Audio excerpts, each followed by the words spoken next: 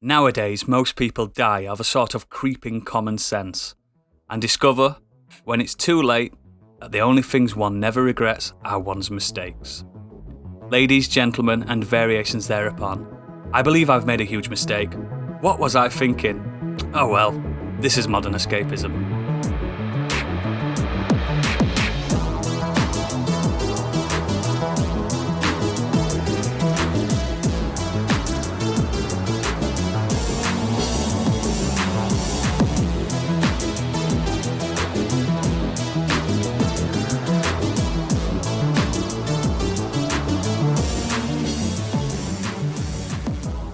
Hello, my name is Oodles, the man that has started and killed no less than 3 podcasts in the last 5 years.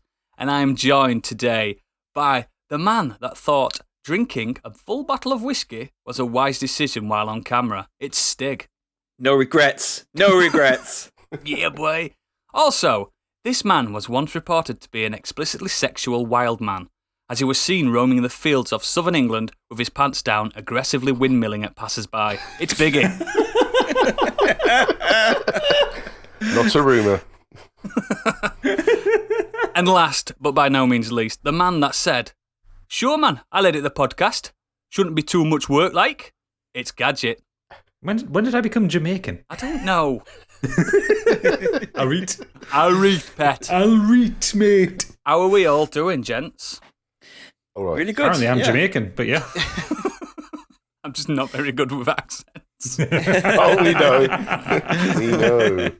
So, we're going to kick things straight off by going to the sexually explicit man himself, Biggie. What have you been up to? Well, thank you to the podcast. I have officially binge-watched Ted Lasso.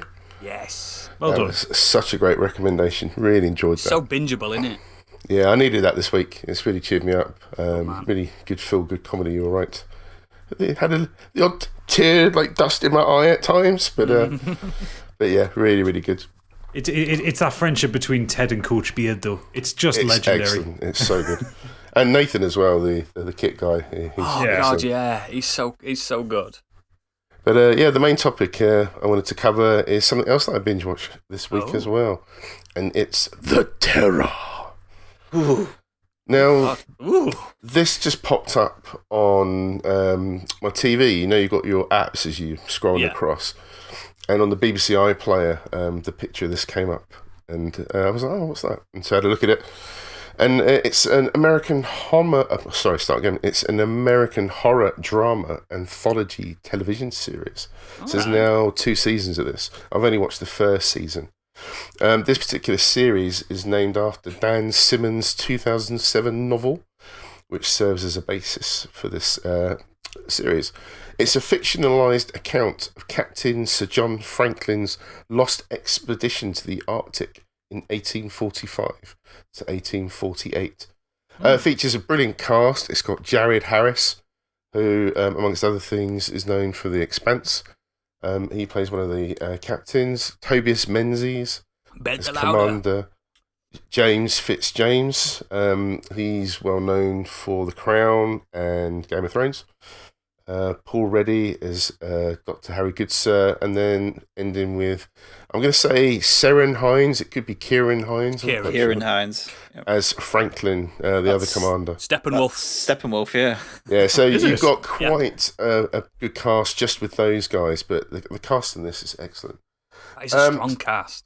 Yeah, so it basically begins with the Royal Navy's polar explorer ships HMS Erebus and HMS Terror, having recently left an island in the Canadian Arctic, and they're heading south towards King William Island in uncharted territory. And they're basically trying to find the passage through the northwest. The ships are then soon frozen and trapped in the ice, and then those aboard must survive the harsh weather conditions and each other whilst being stalked by an elusive menace. Ooh. So never has the term frozen ever been more apt, and it's never better than this series. I've always thought my favourite movie, The Thing, was always really good at sort of creating that feeling of isolation and the coldness of that expedition, and it's exactly the same here. And similarly, the paranoia and fear of surviving the coming winters, the presence of this unseen animal that basically rips apart its victims and gradually reduces the number and the morale of the men. So there are rumours, disease, mutiny, also a threat. The CGI is really good in this. They've obviously spent a lot of money on that to make it look as realistic as possible.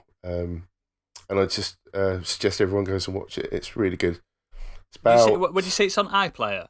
Yeah, BBC iPlayer. I'm going to have to get a TV licence then. But yeah, it's really, really good. I loved it. I thought it was excellent. Oh, cool. Is it just... how many episodes is it? I'm going to say 10. Oh, cool. And it's based on a true story of the sense the actual expedition happened. But everything else didn't. Yeah, some of it obviously didn't happen, but it's they've taken that story to start with, and it's really good. Okay, so is it terror as in Terror Earth or terror as in terror? It's terror as in frightening, but actually one of the ships is called HMS Terror. Oh, so, right. bizarrely. Yeah. Seems like a really bad name to name a ship, doesn't it? It does, it does. Mate, on a lot of sci-fi shows, they call a spaceship Icarus. You don't call a spaceship Icarus. Or if you do, you don't fly anywhere near a star. Exactly. Don't do it. But yeah, I found this really gripping. The acting is what sells it, because there's obviously a lot. Strong fucking actors. There's a lot of dialogue between the actors, so it's not just about the terror. It sounds like one of them shows that you'd have like a nice whiskey or something at the side of you while you're watching it. Oh my God, do you? Because the scenes of frostbite where they're chopping toes off, and yeah, it just really reminds you of what actually happened back in those days when they didn't have the sort of ways of keeping us warm that we have now. I'm into it, mate. I'm into it. Lovely. It's so good. Really do. Please check it out. I will do. Terror. So, Stig, you've been doing, pal? It's a bad week, unfortunately. I have not really been up to much. Been digging holes?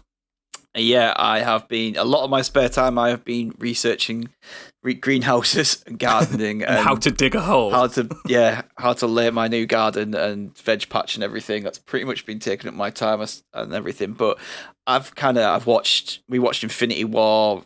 Good film. With my, that's like the 6th time I've watched it. I watched it with my daughter.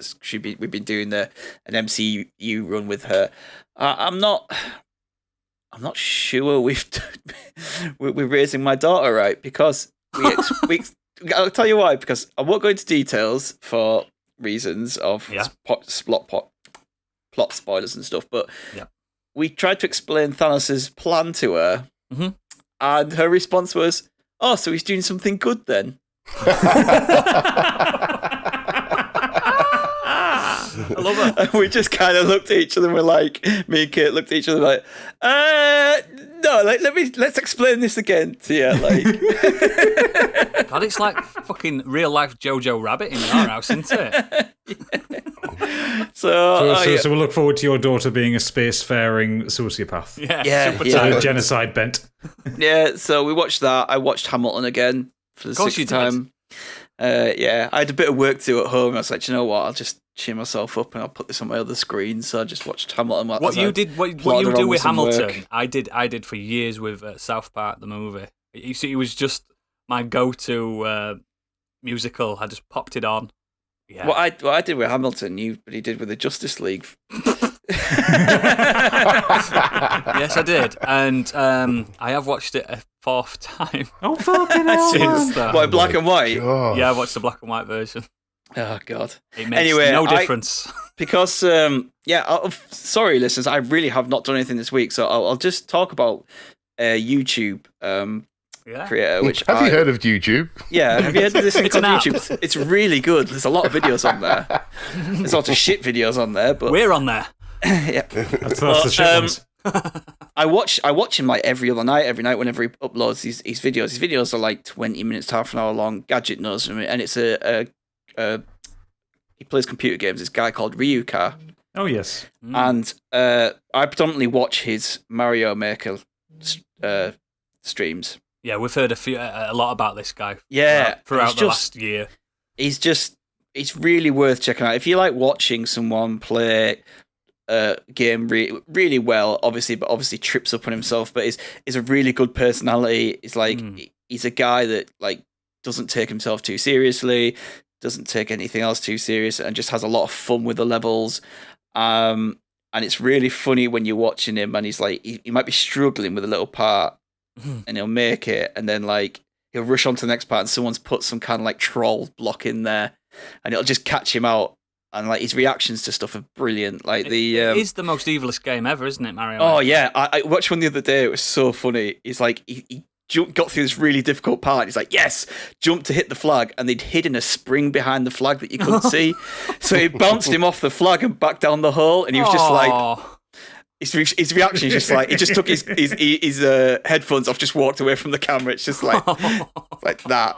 And like he'll do something stupid, like he'll fuck up a jump and go, that is the worst thing I've ever done on here. And then he'll start from the checkpoint, and for some reason he won't hit jump, and he'll just fall into a hole straight away. And the timing's perfect because it's literally straight after he's just said that, and it's just like his timing with stuff is brilliant. And that's what I pretty much watch these like every night. I just go on there before I'm lying in bed, and I'll like, it's 20 minutes, watch one of his streams, or I'll find an old one that I've not watched, and they're really good fun. He's got hundreds of them. I like to have his stuff on in the background, and I'll just kind of pop in out. The only problem with doing that is, though, for weeks afterwards, I'll have any of the Mario music stuck in my head. Oh God, Mario music always gets in your head. Usually, I think it's with a down. Yeah, the one that starts. Six in my head. Oh, the new Super Mario Brothers music. Yeah, I always liked the subterranean. Oh yeah, that's great. One of the first things I ever learnt on bass. I think if you're going to go searching for Ryukahr videos, look for anyone that just has hot garbage in the title. Oh yeah, because those are the ones where he tends to get the most annoyed and the most frustrated, because he's deliberately looking for ones that are shit, or that like, or the ones that is like super expert not cleared. Yeah, where it's like levels that have had like thousands of people attempt it and never tries, and he must sit for like 8 or 9 hours on some of these levels trying to get them done. Just edit them down into a 20-minute yeah, obviously video. edit them down, but it's like the amount of precision jumps. There's one that he did, and he also linked it to another YouTuber who does the same kind of thing, which I think took him like a week to learn how to do, because it was one of those ones that when you look at it, it's like, if you just look at it, it's just every asset in the game spinning over itself. But there is like a very precise path through everything. That just sounds awful. It's like, I think you actually had to write down the moves. You had to write down, press right here, press left here, jump here, that kind of thing.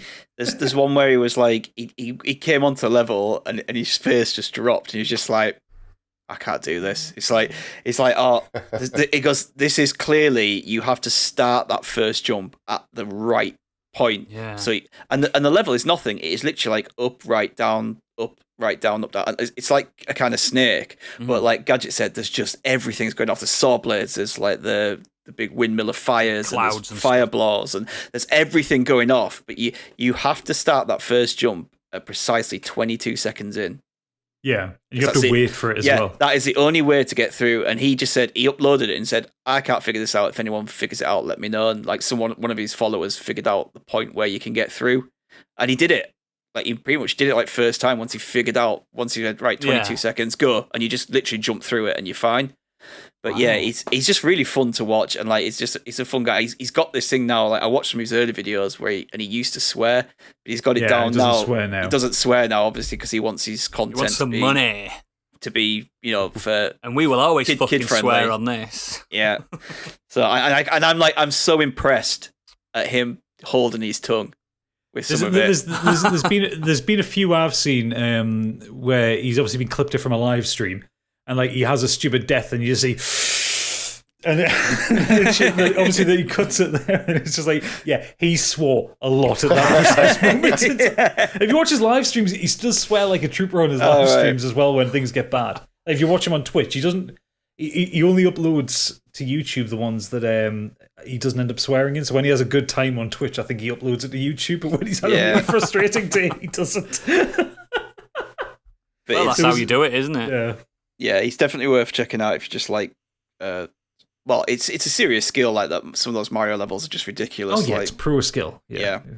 Cool, excellent. Thanks for that. That's significant. And for the first time this year, me and Gadget are going to tag team we're going to talk about something that's captured our imagination this week. We'll start with you, Gadget. I want your impressions first from someone that's, I don't like to use the word newbie, but from someone that is a newbie.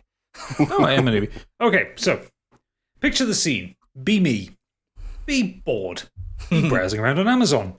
Be thinking, I haven't bought a new game in a while. I like a new game. Yeah. Go to the charts. See, this is rated well. Came out a week ago. Fantastic. It's in stock. People on the Discord are talking about it. Oh, I bought Monster Hunter Rise. Yeah, boy. On the Switch. And my God, what a game that is. Now, for reference, I am a newbie. I've never played a Monster Hunter game before. To me, I've seen people streaming it, and it always looked very impenetrable. I like the idea of beating the shit out of massive monsters. Great, that's why I play Dark Souls. But but just everything looks really impenetrable because there's systems on top of systems, on top of gear, on top of equipment, on top of menus, and it's just every time I've even considered the idea of a Monster Hunter game, I've looked at it and went, no, it looks like a spreadsheet. It's a spreadsheet with monsters. It is. Basically.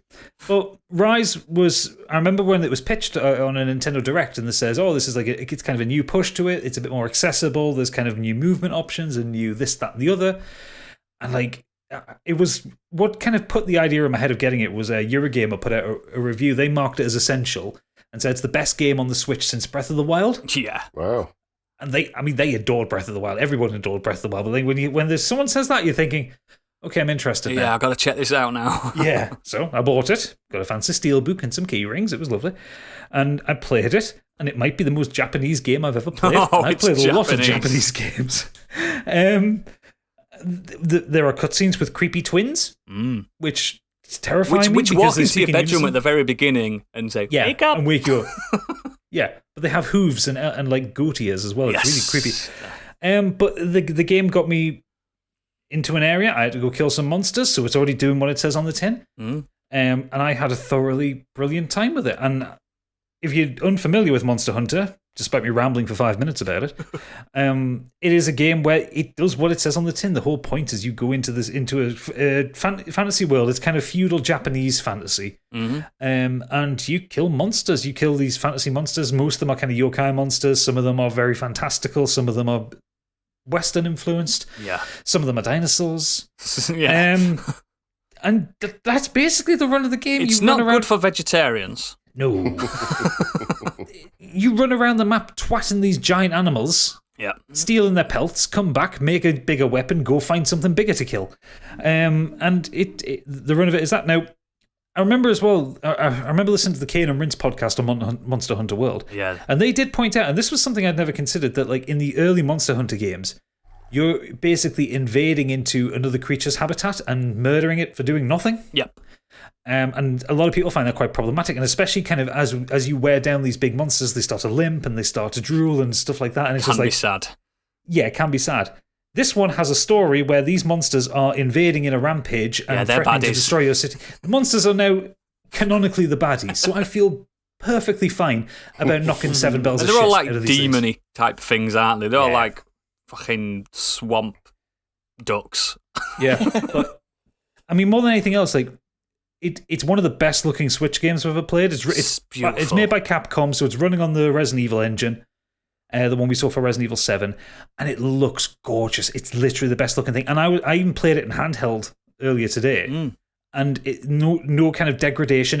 It went down from 60 to 30 frames a second. Fine, I expect that. Yeah, but it perfectly serviceable. Everything scaled wonderfully. Everything was clear. It's a really beautiful game, and me and Oodles. And I'll let Oodles tell the story of what happened, but we went on a hunt this afternoon and had the best fucking time. It was so good. So much, because you can play in online multiplayer. And it's brilliant, just going with your mates and killing giant things. Oodles, would you like to explain the story of what we killed? So picture the scene beforehand. I log on to our Discord and I state, I'm not going to buy Monster Hunter Rise straight away. I've played the series since its inception. I'm just going to hold off for a few weeks, and then Gadget pots a little post on, I've bought it. So then I had to buy it. I think my precise words were, I'm a weak man. Yeah, then I bought it the second I saw it buy it. I'd just like to point out that for the time I've known you, Oodles, you've said that about every single big release. And within a week, you've got it completed. I'm so weak. So yeah, I've played this series since its inception. I bounced off the first ever one because the controls were the infamous claw grip that you had to play the game with. Yeah. Picture this, Gadget. You had to attack with the analog sticks. On the PSP? No, on the PS2. I hate those. Yeah, so yeah, it was awful. But then Monster Hunter 3 Generations changed things, and I've just been playing it ever since. But this afternoon, did you like the last version? Yeah, Monster Hunter World's good, but I don't think I can ever play it ever again now. Not after this. This is for me the definitive version. So picture the scene. I was just playing a bit of Castlevania on my Xbox, and I got a little message. You free for Monster Hunter? From my little pal, Gadget. And I was like, yeah. Does a bear shit in the woods? Absolutely. So we got on. We overcomplicated the multiplayer aspect for a split second and realised it took us far too long to get into a party. But it's not that hard. Not the game's fault, our fault. Just our fault. And then we got in. We're not intelligent men. We did a very simple hunt where we both rode two separate beasts and had a little kaiju battle. That was fun. Yeah. And then something happened. Gadget says, "Oh, we've got an urgent request to do." What's this? Is it called the Tetranodon? I can't even say its name, but it's a swamp duck. I can't remember. It's a swamp duck, which is quite big. We had Tetranodon. Tetranodon, that's it. Picture if you know Pokemon, a 18 feet Psyduck covered in goop. It's like Psyduck crossed with Godzilla, really, isn't it? Yeah, it's ridiculous. But I'd not fought this monster. Gadget had not fought, so we both went in, virgin hunters, to attack this thing. None of us had any idea what it looked like. We're riding on as dogs. Yeah, you can ride dogs on it. We're riding on as dogs. Which are adorably called Palamutes. Oh, God, they're so good. And we look around the corner, and there's this big green thing eating another animal. And we're, oh, there it is. We got closer to it. And then it just started, it's like its throat engorged like a frog. And it started swallowing me. And it ate me and it killed me. All I can hear over the headset is, he ate me. So I had to respawn and come down and help him. And he's like, he's throwing a big stone at me. Screaming from the other side of the map. And I think we must have had about 4 or 5 minutes left. Because you've got a time limit. You get 50 minutes for a hunt. And we were really panicking because this thing was limping, but it also flashed up with the, like, this thing's going to leave the area or we're going to run out of time. Something's going down. And it was just the most nail-biting, like, because Gadget's got a sword and shield because he's a newbie and you have to, that's law. And I've got this crazy switch axe that's an axe and a sword and it spins around, it does loads of crazy acrobatics. And somehow, by the grace of the gods, we managed to defeat this swamp duck. And the elation, two grown men in their 30s screaming at this little Nintendo computer game like we've just won the lottery. It was so exhilarating. And then it's like, quick, get all the gear, let's chop it up into ribbons and then we can wear it. And then we found out what the gear looked like and we were Ninja Turtles. It was so good. You know, like when you were describing Valheim, Stig, and it's so good when you've gone on a mission, you've gone on a grind, you've brought back some stuff, and then you've put a nice new piece of armour on. Mm-hmm. Imagine that just being the game.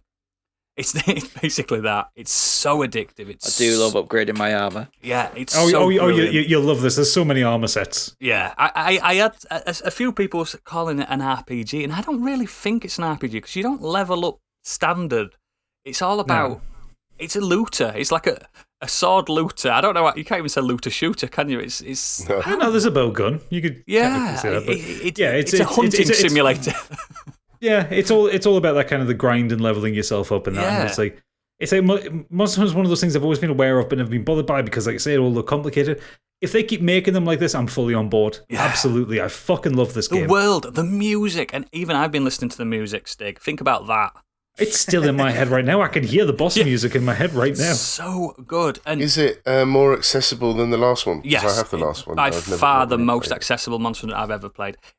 Don't get me wrong. Now, Gadget will back me up on this. There is a wall of text that you have to get through. A wall of text. There is also, and when I said before that it's a very Japanese game, I don't just mean in kind of its style and presentation. It's kind of Capcom always do games like that. But it's the so it has this thing where when a new concept is delivered to you, you get a tooltip that pops up saying this is this, and you one or more pages to scroll through, and then you click A to continue, and then it comes up with another box saying, "Do you want to exit the tutorial?" Every fucking time.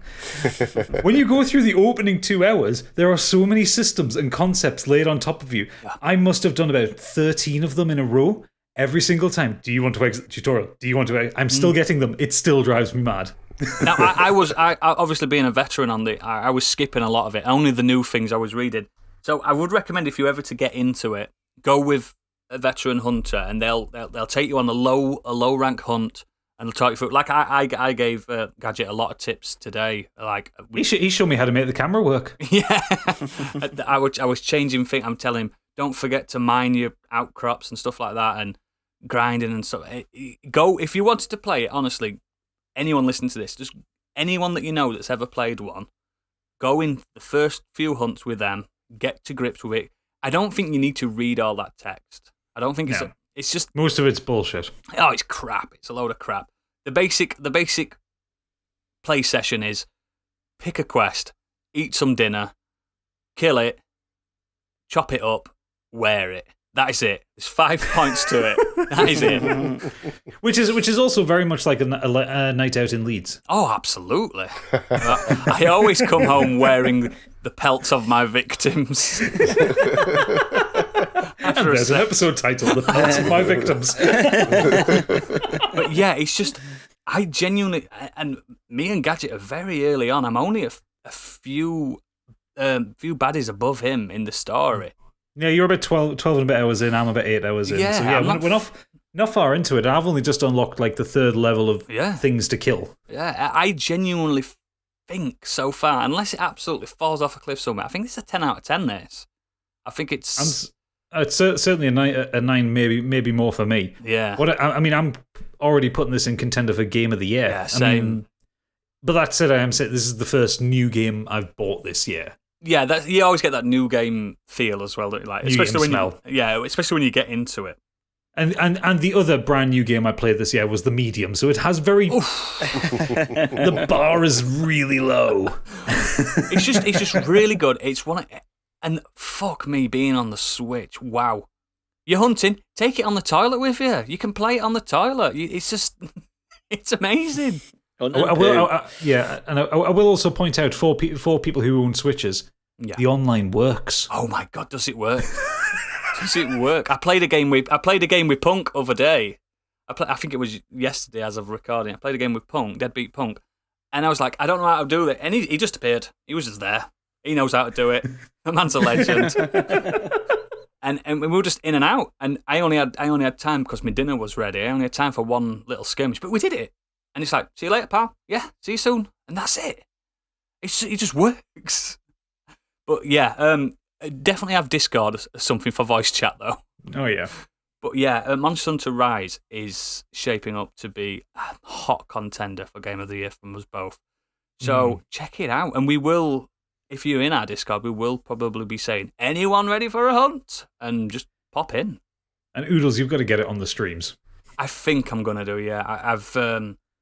I have sent my broken capture card back, and I'm going to get an Elgato. I just thought, do you know what? Fuck it. Let's get one that works. So yeah, we will be streaming this. So yeah, that's us for what we've been doing this week. Biggie, what are we going to be talking about? What the fuck were they thinking? Quite simply, we're going to chat about decisions made in the world of media that had you scratching your head at why they did that. And believe us, there may be spoilers coming your way. Oh, there will be. There may be spoilers ahead. 100% will be. So yeah, what we're going to talk. This was an idea from Stig, I believe. Was it your idea? This one. Yep. What were they thinking? At first, I was like, "What is he thinking?" But upon looking into it, this is a great idea. This is This is one of those classic modern escapism episodes where we can sit there and scream at people that clearly won't be listening to this. Yep. And we're going to start with, I believe, we're going to start with Gadget. Oh, okay. Right, so I'm going to bring something that came out last year. It was a book. Don't let that put you off. It was the long-awaited sequel to a book that I loved. Not a particularly good book, but a book that I loved. I'm talking about Ernest Cline's Ready Player 2. Oh, dear. I can hear the groans across the internet already. Now, I loved the book, Ready Player 1. I did actually, mate. The film gives me a kind of white-hot rage that settles in my chest and I have to go to the hospital. But it's got Tracer in it from Overwatch. I don't give a fuck. It's got Jim Raynor in from StarCraft and I still don't give a fuck. But the book I enjoyed. It's not a particularly well-written book, but it tells a really reasonably interesting tale. And it's obviously that love letter to 80s nerd culture, which I kind of caught the back end of being a 90s kid. But there were a lot of references and stuff I liked in it. But as I say, it wasn't particularly original. It wasn't particularly It's a nice well-written. teen novel, isn't it? It's like, you know what? It's like the kebab of books. Yeah. You know it's not that good for you, but you enjoy it anyway. Well, Stig eats some sober, so... Yeah, but you Imagine still know that it's not quote that good being on the back of it. the kebab of books. From one author to another, this is the kebab of books. If you want me to get me to do anything, read a book, play a game, watch a film, just call it the kebab of something. And I'm there. And I'm there. You know, he's going straight away to Amazon to buy Ready Player One. The thing is, so I read Ernest Cline's second book, which was Armada, which was not good. I didn't like it either. Quite bad. Trying to kind of hop on the nerd nostalgia thing from Ready Player One, but being more focused around video games. It's a bit Last Starfighter as well, wasn't it? A little bit, yeah. It wasn't very good. No. So when it was announced that he was doing Ready Player 2, after the film came out and made money, God knows how, I was like, okay, well he's going to write another book, and I enjoyed the first book. How bad can it be? Turns out it was very fucking bad. So in the first book rather, not the film, it's concerned with near future kind of thing. There is an ever-present online reality called The Oasis, where people put on VR headsets, go in virtual reality, world has gone to shit, that kind of thing. The creator of it dies and leaves a challenge. Find these 3 keys and you will inherit the Oasis. And so that sends off this cottage industry of people trying to find it. Corporations are trying to find it because they want control of it so they can make all the money. And the story follows Wade Watts, who is one of these people hunting for these keys, and the story that orbits around him as he ultimately finds them all and becomes the owner of the Oasis. It's Charlie and the Chocolate Factory. Effectively, but in virtual reality. Yeah. So you would think, right? Wade Watts at the end of book 1 gets everything he wants. Yeah. He gets the Oasis. Where can you take it? James Halliday's space. James Halliday's has a vault with some extra super special technology. Oh no. And there are 7 keys to get to it. 7? 7 this time. Or 7 seals. But in the interim, while Wade Watts the book takes place a few years after the events of the first film. And bear in mind, I haven't read this. This is what I've read online. Oh, yeah. But I found excerpts, because when it came out, people eviscerated it on social off, media. weren't they? Oh, they were. But part of the new technology that kind of Wade Watts pushes forward is called the ONI, the Oasis Neural Interface. Oh dear. So instead of having your virtual reality goggles and your haptic gloves and all that kind of thing, you jack in like the fucking Matrix. And it's like a direct connection to your brain. So it's been established, Ernest Cline isn't a good writer. As like the actual minute-to-minute prose isn't very good. But this one has the most problematic ideas. For instance, this is a genuine quote from the prologue of the book. It's talking about how revolutionary this ONI interface thing is, and like how like people are like making kind of like digitizing memories for other people to experience. Yeah. Okay? Kind of like a little bit like the brain dance thing in Cyberpunk. Yeah. So, quote, New applications of the ONI technology continued to reveal themselves. For example, it became fashionable for young mothers to make an ONI recording while they gave birth to their child, so that in a few decades the child would be able to play back that recording and experience what it feels like to give birth to themselves. End quote. Fucking hell. Nice. Jesus Christ. What fevered brain thinks that up? Ernest Cline, Who clearly. the fuck would want to? I've been at the birth of 2 of my children. Yeah, I want frontline And as well, I mate. do not want to fucking relive that. Nope. No, but you wouldn't be reliving it. No, but like I wouldn't want to relive that as like my birth. Watching that's fucking crazy. Yeah, that is that's crazy. Haunting. That concept would you would be reliving your wife's memory of the birth. Every sensation, every pain. That's what he's put into this. No. That's even worse. There's a reason babies don't have memories, because that kind of trauma. Yeah, exactly. Yeah. Oof. It's full of the namby-pamby bullshit references that the first book was really quite heavily criticised for, but a lot of people kind of went with it because it was kind camp. of unusual. It was camp, though, yeah. But the problem is, because Wade Watts has power, and Wade Watts isn't actually that good a character in the first book. He's a bit of a dickhead. Oh, yeah, and he he does a is. few dickheadish things. But now he is a dickhead with a lot of power. Money. And because Ernest Cline isn't a good writer, he tries to illustrate that power in ways that make Wade look worse.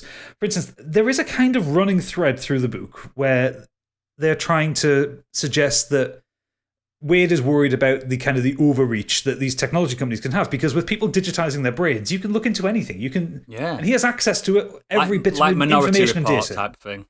Sort of, yeah, but he's trying to make a comment on stuff like Facebook owning the amount of data it does on people. Oh, you know, like wow. when people's information becomes the product, effectively. Yeah. Um, The algorithm. Yeah, but the way Ernest Cline takes this very sensitive subject that, you know, a good writer would take a scalpel to outline, and he hits it with a hammer. Because he has sequences where he basically details Wade quite cavalierly going into people's personal information and just finding out data about them. There's one sequence, and I was going to find the quote, but when I read the quote back, it's even creepier than it sounds. So I'm just going to give you the kind of the gist of what he does. Oh, God. But there's a character that he's attracted to, and he goes for they have a fight, and then he decides to go into their personal data for some inexplicable reason. And he finds in her file that there is a marker that implies that she was born male. So she's a trans woman. Okay? And then that goes, the paragraph after that is Wade then just reconciling this idea, says, oh, well, I was shocked about the fact that she was born a dude, but then I thought, no, I've watched gay pornography, I've watched bisexual pornography, I'm fine with this. I don't like that. No, it's not good. It's really fucking bad. And at no point has anybody in the publisher, the big publisher that publishes this book, or even when Will Wheaton was recording the audiobook version of it, no one has turned to Ernest Cline and gone, what? What were you thinking? Edited this out. And it's the amount of people that a book this big has to go through to get to press. No one's thought to turn around to Ernest Cline and go, no, you can't say that. That's dreadful. But, like, so you know, as an author, some characters don't earn that kind of like conversation to themselves or thoughts, do they? You can't just pull that out of nowhere. You can't just talk like that. It's just and as an author, sometimes you feel like, is it their mind that they're talking? Do you know what I mean? That they're talking through it as themselves through the character, and you're thinking, have you earned that as well as an author? Do you know what I mean? It's there's a lot of self-insertion of Ernest Cline into this. And I don't like that. But it's basically showing a very problematic side to his place as an author. Yeah. But also his ability as an author, because the subjects that he's talking, like, if he wanted to talk about Wade being able to overreach like that, there is a way to talk about that. There is. If he wanted to talk about somehow discovering that this girl that he's infatuated with is trans, and then Wade having a kind of a personal dilemma with that, like being unsure how he feels about a trans person, that kind of thing. It can be done. Yeah. The problem is, like I say, you need a scalpel to do something like that, and he's got a fucking sledgehammer. And it's... oh my God, it is just so bad. And like I said, no one at any point stopped him. And that's the biggest Sometimes, problem though, with the this. author gets bigger than the editors, doesn't it? The people that are editing that. But I see. I don't buy that for this because this is Ernest Cline's third book. Yeah. Like, Ready Player One was a big hit, a very unexpected hit, and it was one that made a lot of money for the publisher because they didn't have to put Ernest Cline went to the publisher with the book finished. Like, it didn't need anything. They just had to print it on some paper and put it out there. Market you know? it, yeah. Maybe they thought that would happen again. Yeah. Maybe they thought they were just safe. Lightning might strike twice. Didn't bother to like sift through it properly. Yeah, maybe. Oh, he also does, and this is just aside from anything else, he does the really stupid thing that people who have no ideas do, where the baddie from the first film escapes from prison and gets involved. Hate that. Yeah, Hate it.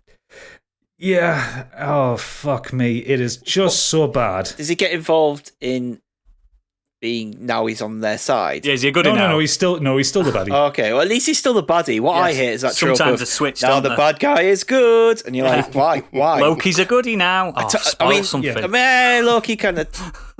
that works. Bleep that out. See that. The biggest... Sorry to detract here, Gadget, but the biggest one out of that is Jason Statham, the Fast and the Furious. Oh, God, yeah. Oh, this guy is cool. He's too cool to be a villain now. Let's not forget he did murder Let's just someone. forget that he killed one of the team and tried to kill the rest and just had this massive whole plot. He murdered Han Solo. Yeah, it's like, come on. Like, it's lazy. It is lazy. So I'm going to end off with one more quote. It's not one of the awful ones, but I just want to point out how lazy the way he references things are. Because, again, it's like in my book, if you read my book, there are several sci-fi references in there that are buried in the text, and they're there because it amused me, and I've had a few people who've read it and said, I noticed that. I was like, good on you.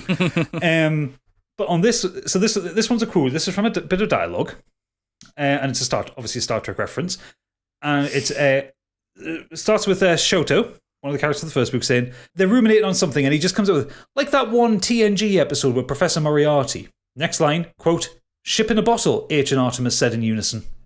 Like, wow. He quotes the episode name of things. And also the colloquial abbreviation. Like, if you don't know what TNG is, you don't watch Star Trek The Next Generation, you're put out of that. And That's it's still total, a bad reference. That's Big Bang Theory style, isn't it? That where they just say, Halo! And everyone laughs.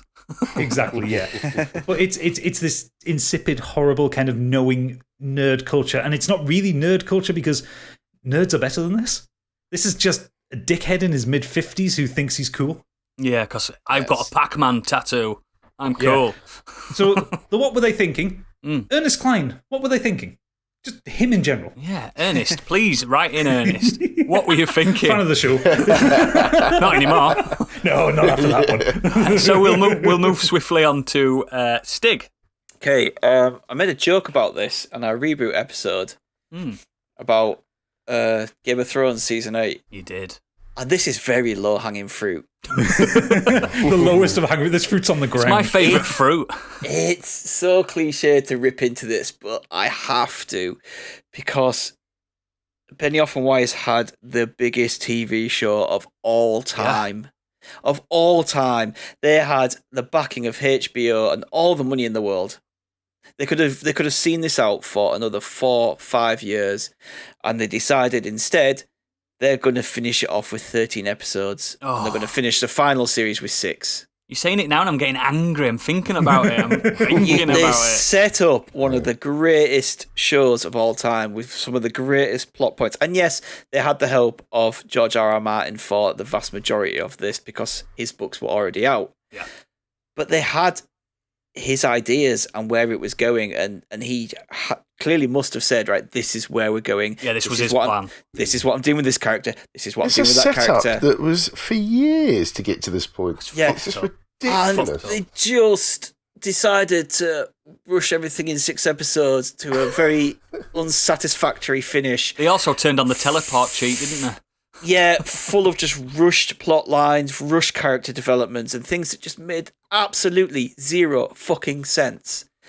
Why? And if you haven't seen Game of Thrones, if you're still working through it, It is a really good show. It just had an ending that sucked so bad.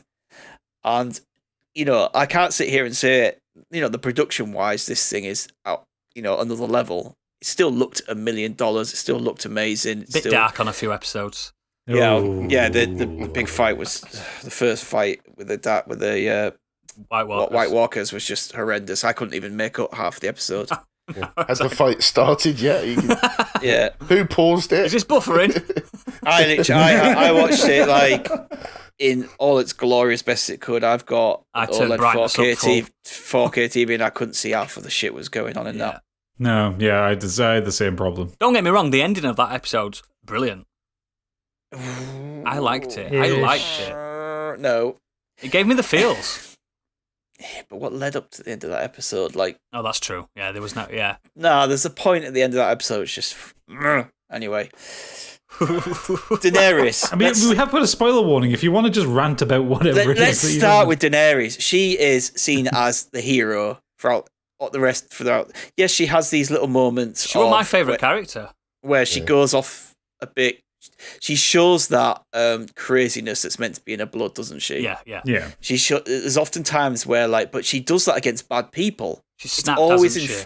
It's always in favour of the downtrodden and the oppressed. She is as she says, I am the breaker of chains. I will free slaves. I will free cities. And she might do mad things, but she does it for the good of the people. Yeah.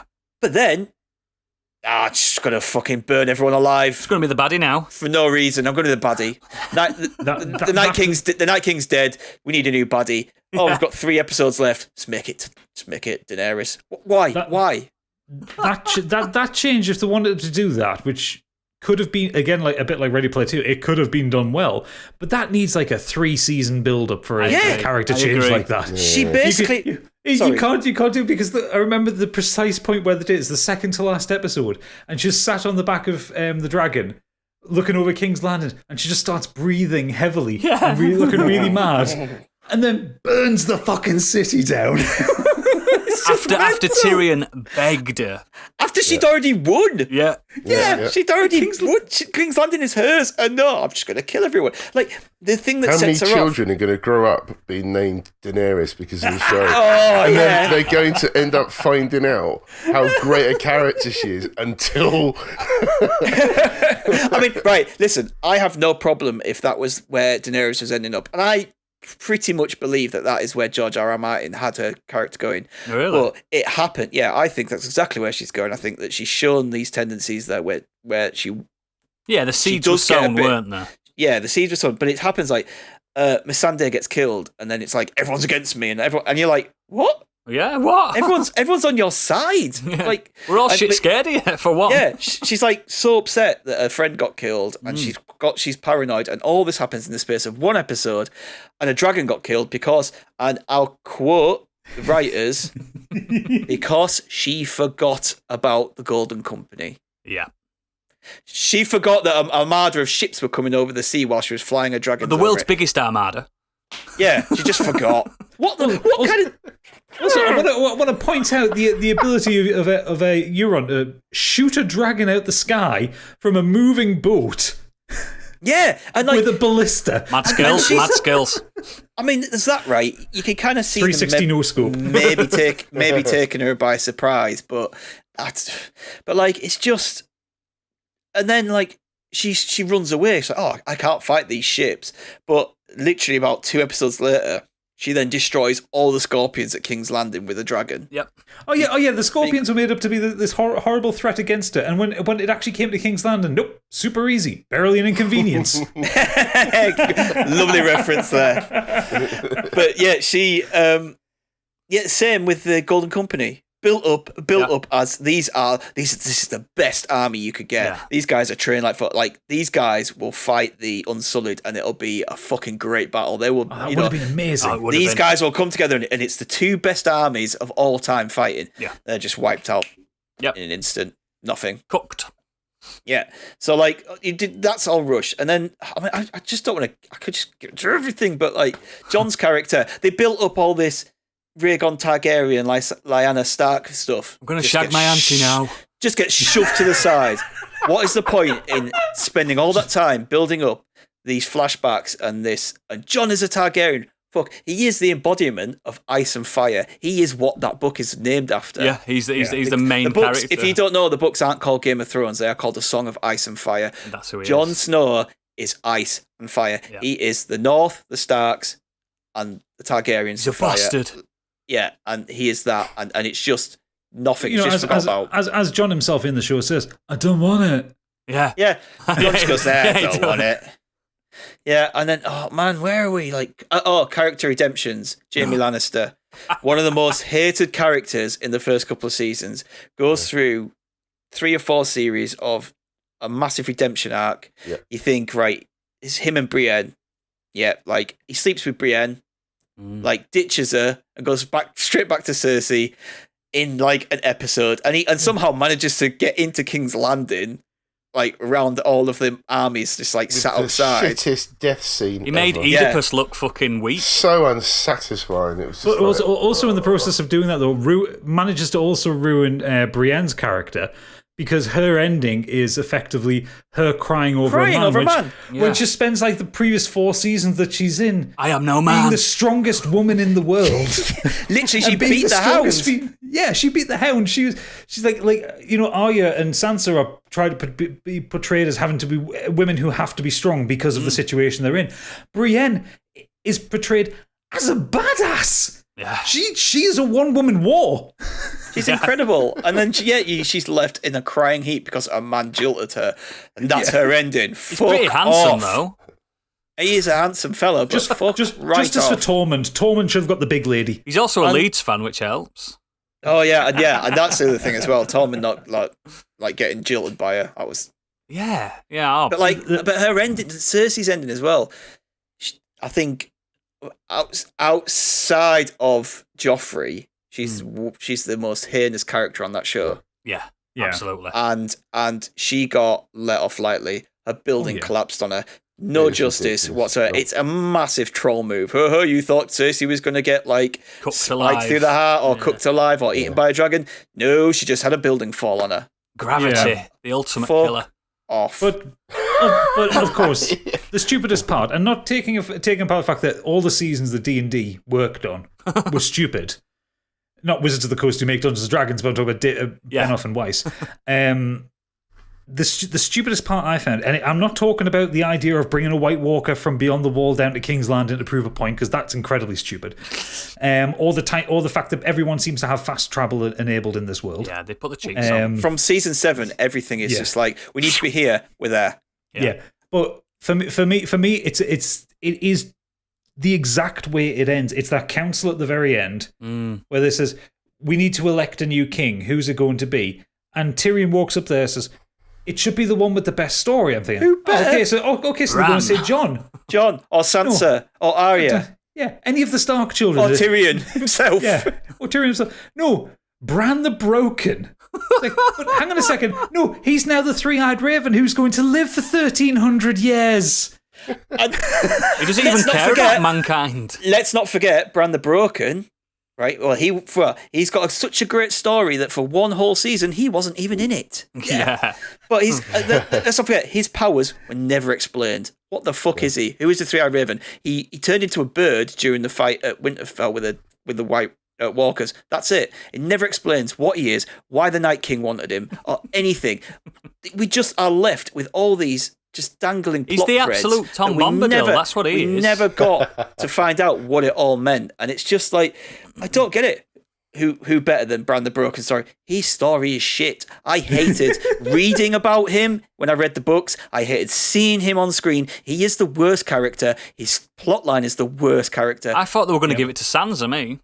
And Sansa would have made more sense. Yeah, Sansa would have made more sense. She's been on a much better journey. Yeah. From where she literally went from like, oh King Prince Joffrey, I love you, I want to be with you, to being like an absolute fucking hero, badass woman. Like, it's just like her arc is fucking incredible. She was Queen of the North, for God's sake. Yeah. Well. Which, I mean, that absolute stone cold badass moment where she ends Ramsay Bolton is incredible. Yes. Yeah. These dogs are loyal to me.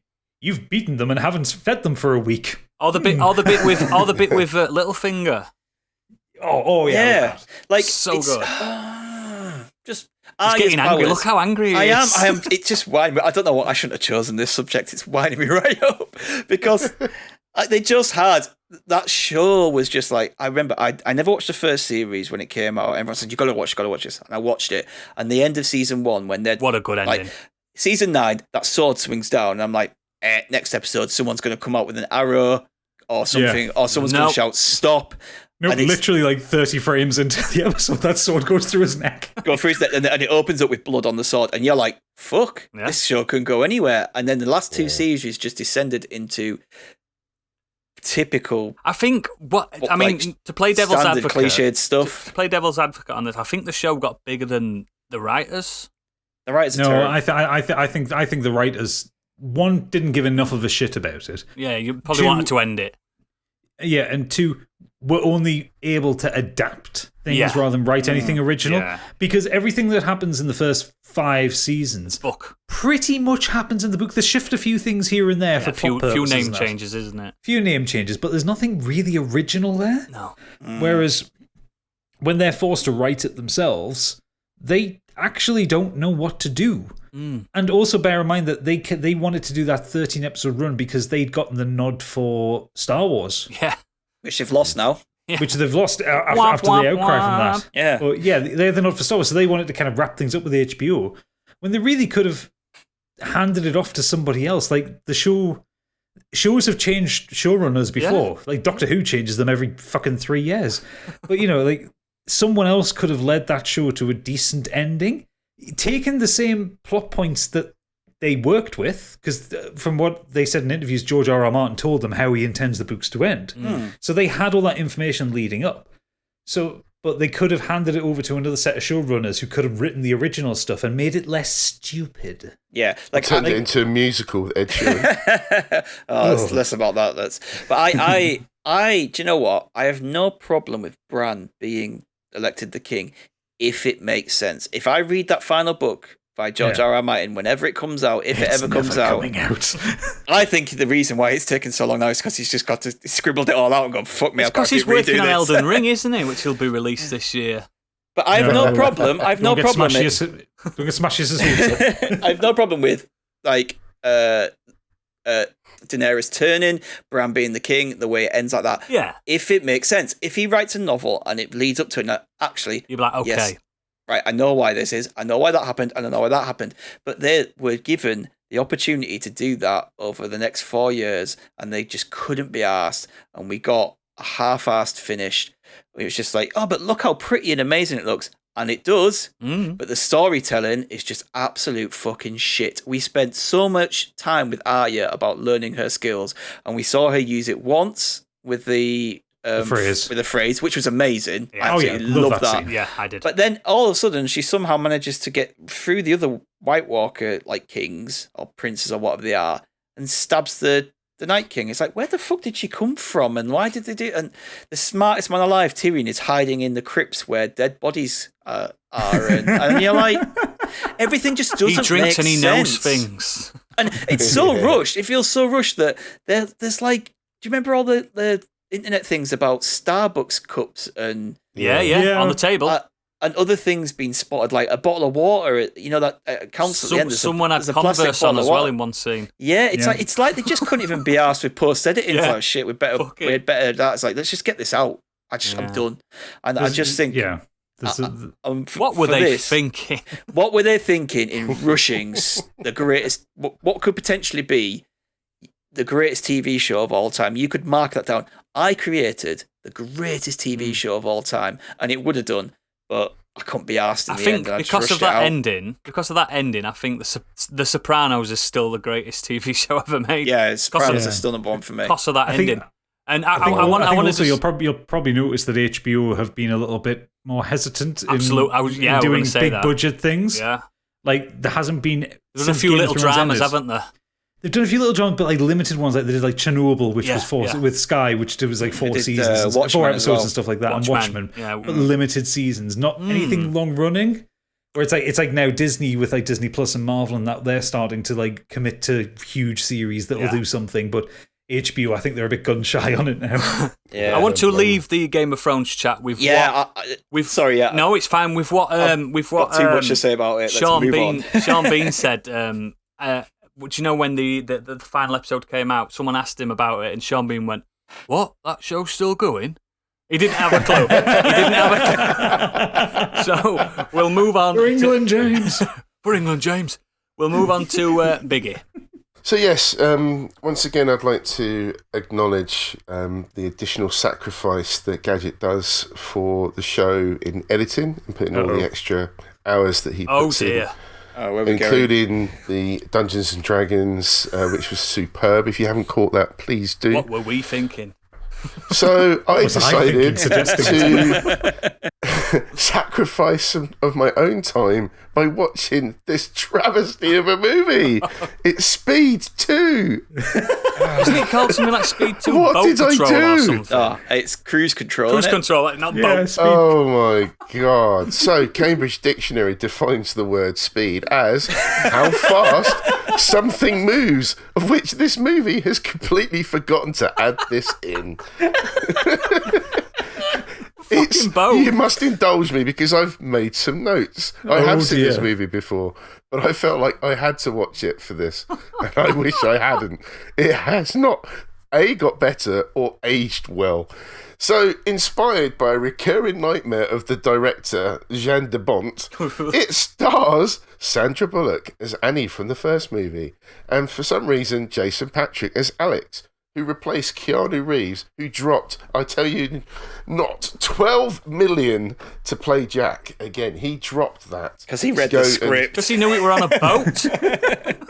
he went on to make The Devil's Advocate.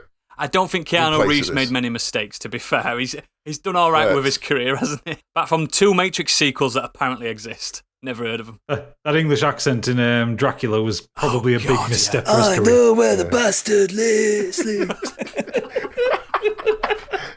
And incredibly, Gary Oldman was up for the villain for this role at one point. But luckily, he passed on to They all read the Willem fucking Dafoe. script, didn't they? Oh, it's Willem Dafoe. Oh, it is plays Dafoe, Geiger. isn't it? Yes. Oh, shit. Many actors were considered to replace Reeves, including, I shit you not, John Bon Jovi, Patrick Muldoon, Christian Slater, of course, Billy Zane, amongst others. Bullock initially suggested Matthew McCoganey, but he, for whatever reason... McConaughey. All right. McConaughey, sorry, I don't know where I got McCoganey from. Unless he's an actual actor that people have never heard of, so we might have to Google that. Mahogany. Speed 2 is such a Christian Slater film, I cannot believe he didn't do it. Yeah, it would have been perfect. Christian Slater energy. It's a good job it's not Billy Zane either, because he's already had a run-in with a boat film, hasn't he? Didn't go down well. So... The only bit of speed is at the beginning of this movie as Alex is introduced as a cop on a motorbike chasing an ice cream truck with stolen goods in it. Because, of course, it's not the most exciting chase scene, and this is intercut with Bullock taking her driving test, which is surprisingly not going well. They have decided to make this movie more of an action comedy than the original. The couple, because it then becomes introduced as to explain why Keanu Reeves passed on this movie, they've decided to go on a cruise to work on their relationship. And they ended up going on board the real Seabourn Legend cruise ship, which went to the Caribbean. Did you work on that one? No, I have actually seen that ship. Wow.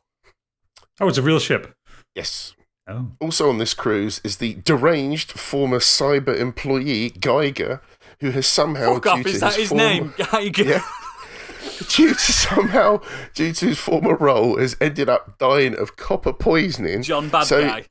To confirm just how deranged he is, on top of any medication he's taking, he has brought along jars of leeches who allegedly suck out the copper in his blood as he bathes with them. I mean, it's just utterly insane. And this is one of my favourite scenes. There's a great dinner scene where various background characters of imminent peril are introduced as whilst eating in the restaurant, his 80s pop band UB40 are playing one of their famous hits. Now, due to my career originally on cruise ships, I can tell you that UB40 would have been more of a headline act. Yeah. You know, like advertised that they're going to be on this cruise as Not a dinner act. opposed to a house band playing their hits whilst everybody's on their second Don't course. you usually get an Elvis Presley impersonator on a cruise ship? It is just unbelievable. So then, God, imagine when you took into your main course and you're hearing red wine for the 13th time. Oh, wow. yeah, they would have run out of hits quite quickly. And there's a rat in the kitchen, which would not have gone down well. Not when you're eating your dinner. Then Geiger then proceeds to pretend to stagger around the bridge, which is brilliantly easily accessible for passengers, and he stumbles around, and whilst not very subtly adding transmitters under the desk, the command centre of the bridge. And there's thick wires everywhere. He proceeds to set up his cabin with what looks like a command centre of an aircraft tower. And he brings on mini explosives, which are all hidden away within his golf clubs. He hilariously kills the captain in one of the most ridiculous ways ever committed to celluloid. And to very briefly explain this, he ends up taking out a character and wears a captain's an officer's uniform, and he's looking over the side of the ship. So then the actual captain comes past. He springs on him by swinging one of the lamps that is attached to the side of the ship. So he swings this, almost like a microphone arm. Yeah. He swings the lamp round. The captain initially dodges it, then steps forward to say, "What are you doing?" And then he swings the lamp again and tries to hit him. He tries this 5 times, where the captain goes in and out, dodging the arm of the light. And then they have a tussle, and then he pushes the captain. It's like fucking Laurel and Hardy.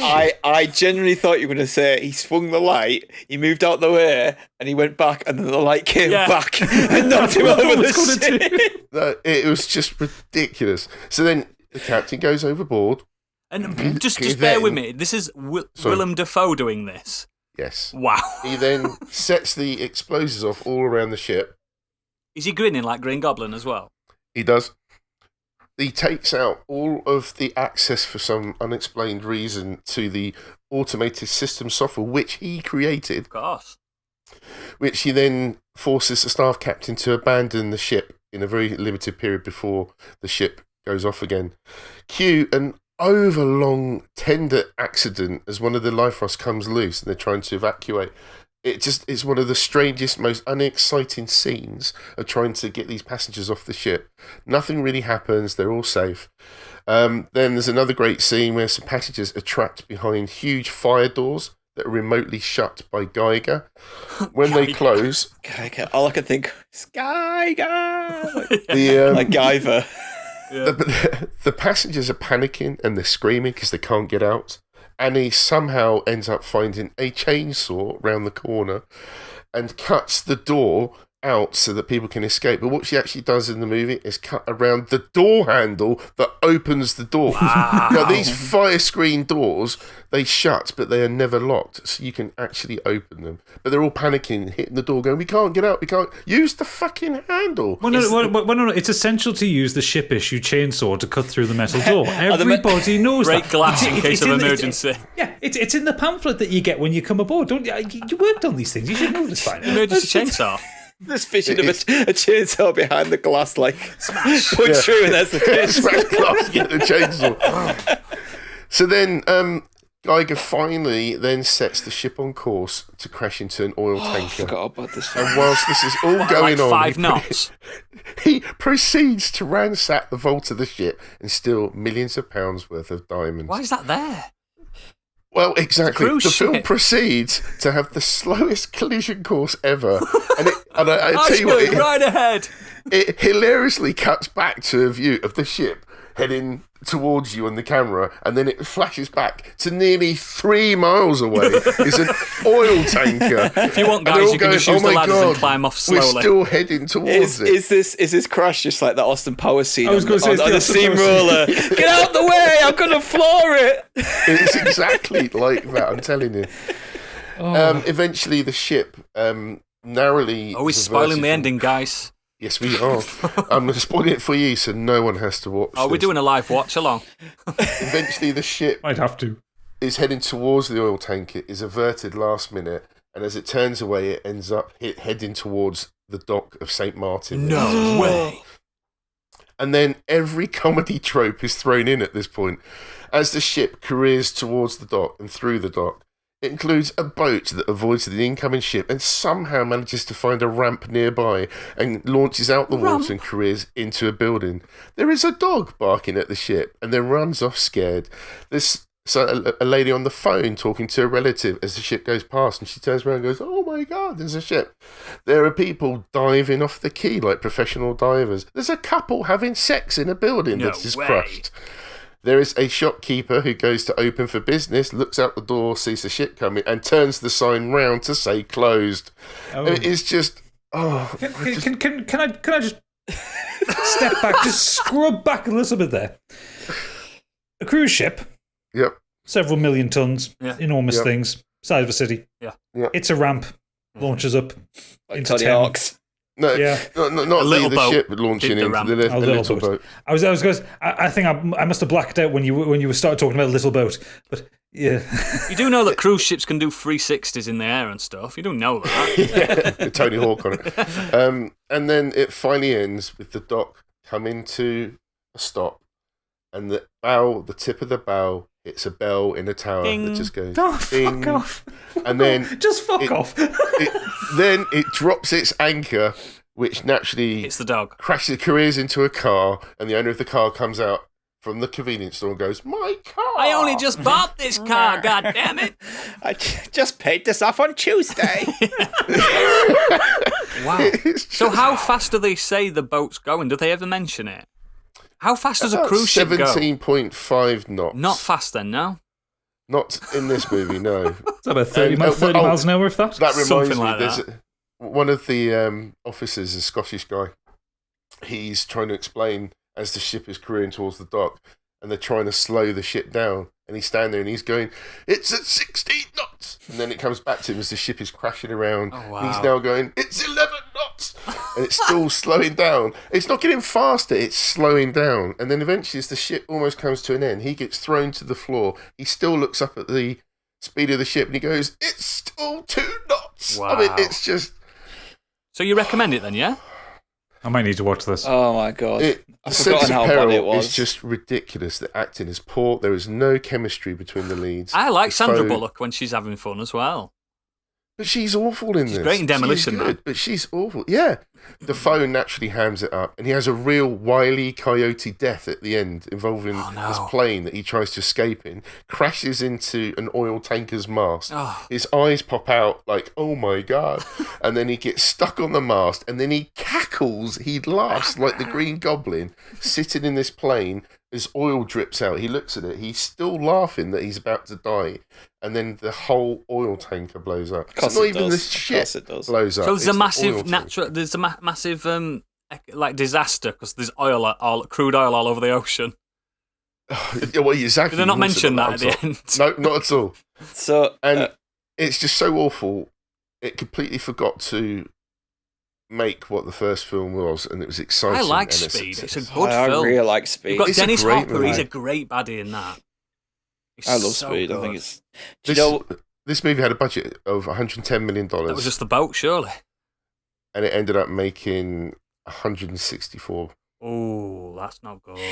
It bombed. So- And it is, in fact, on a list of the worst sequels of all time lists all around. the I'm world. just going to jump ahead to some of our listener feedback because we do have a Speed 2 one in there, and I just want to read that out Yeah, now. go which for it. says, Yeah, go for it. He says, Go for it. my friend Dominic Skeleton said, Speed 2, I read somewhere that the entire film was written basically to set up the ship crashing into the harbour scene.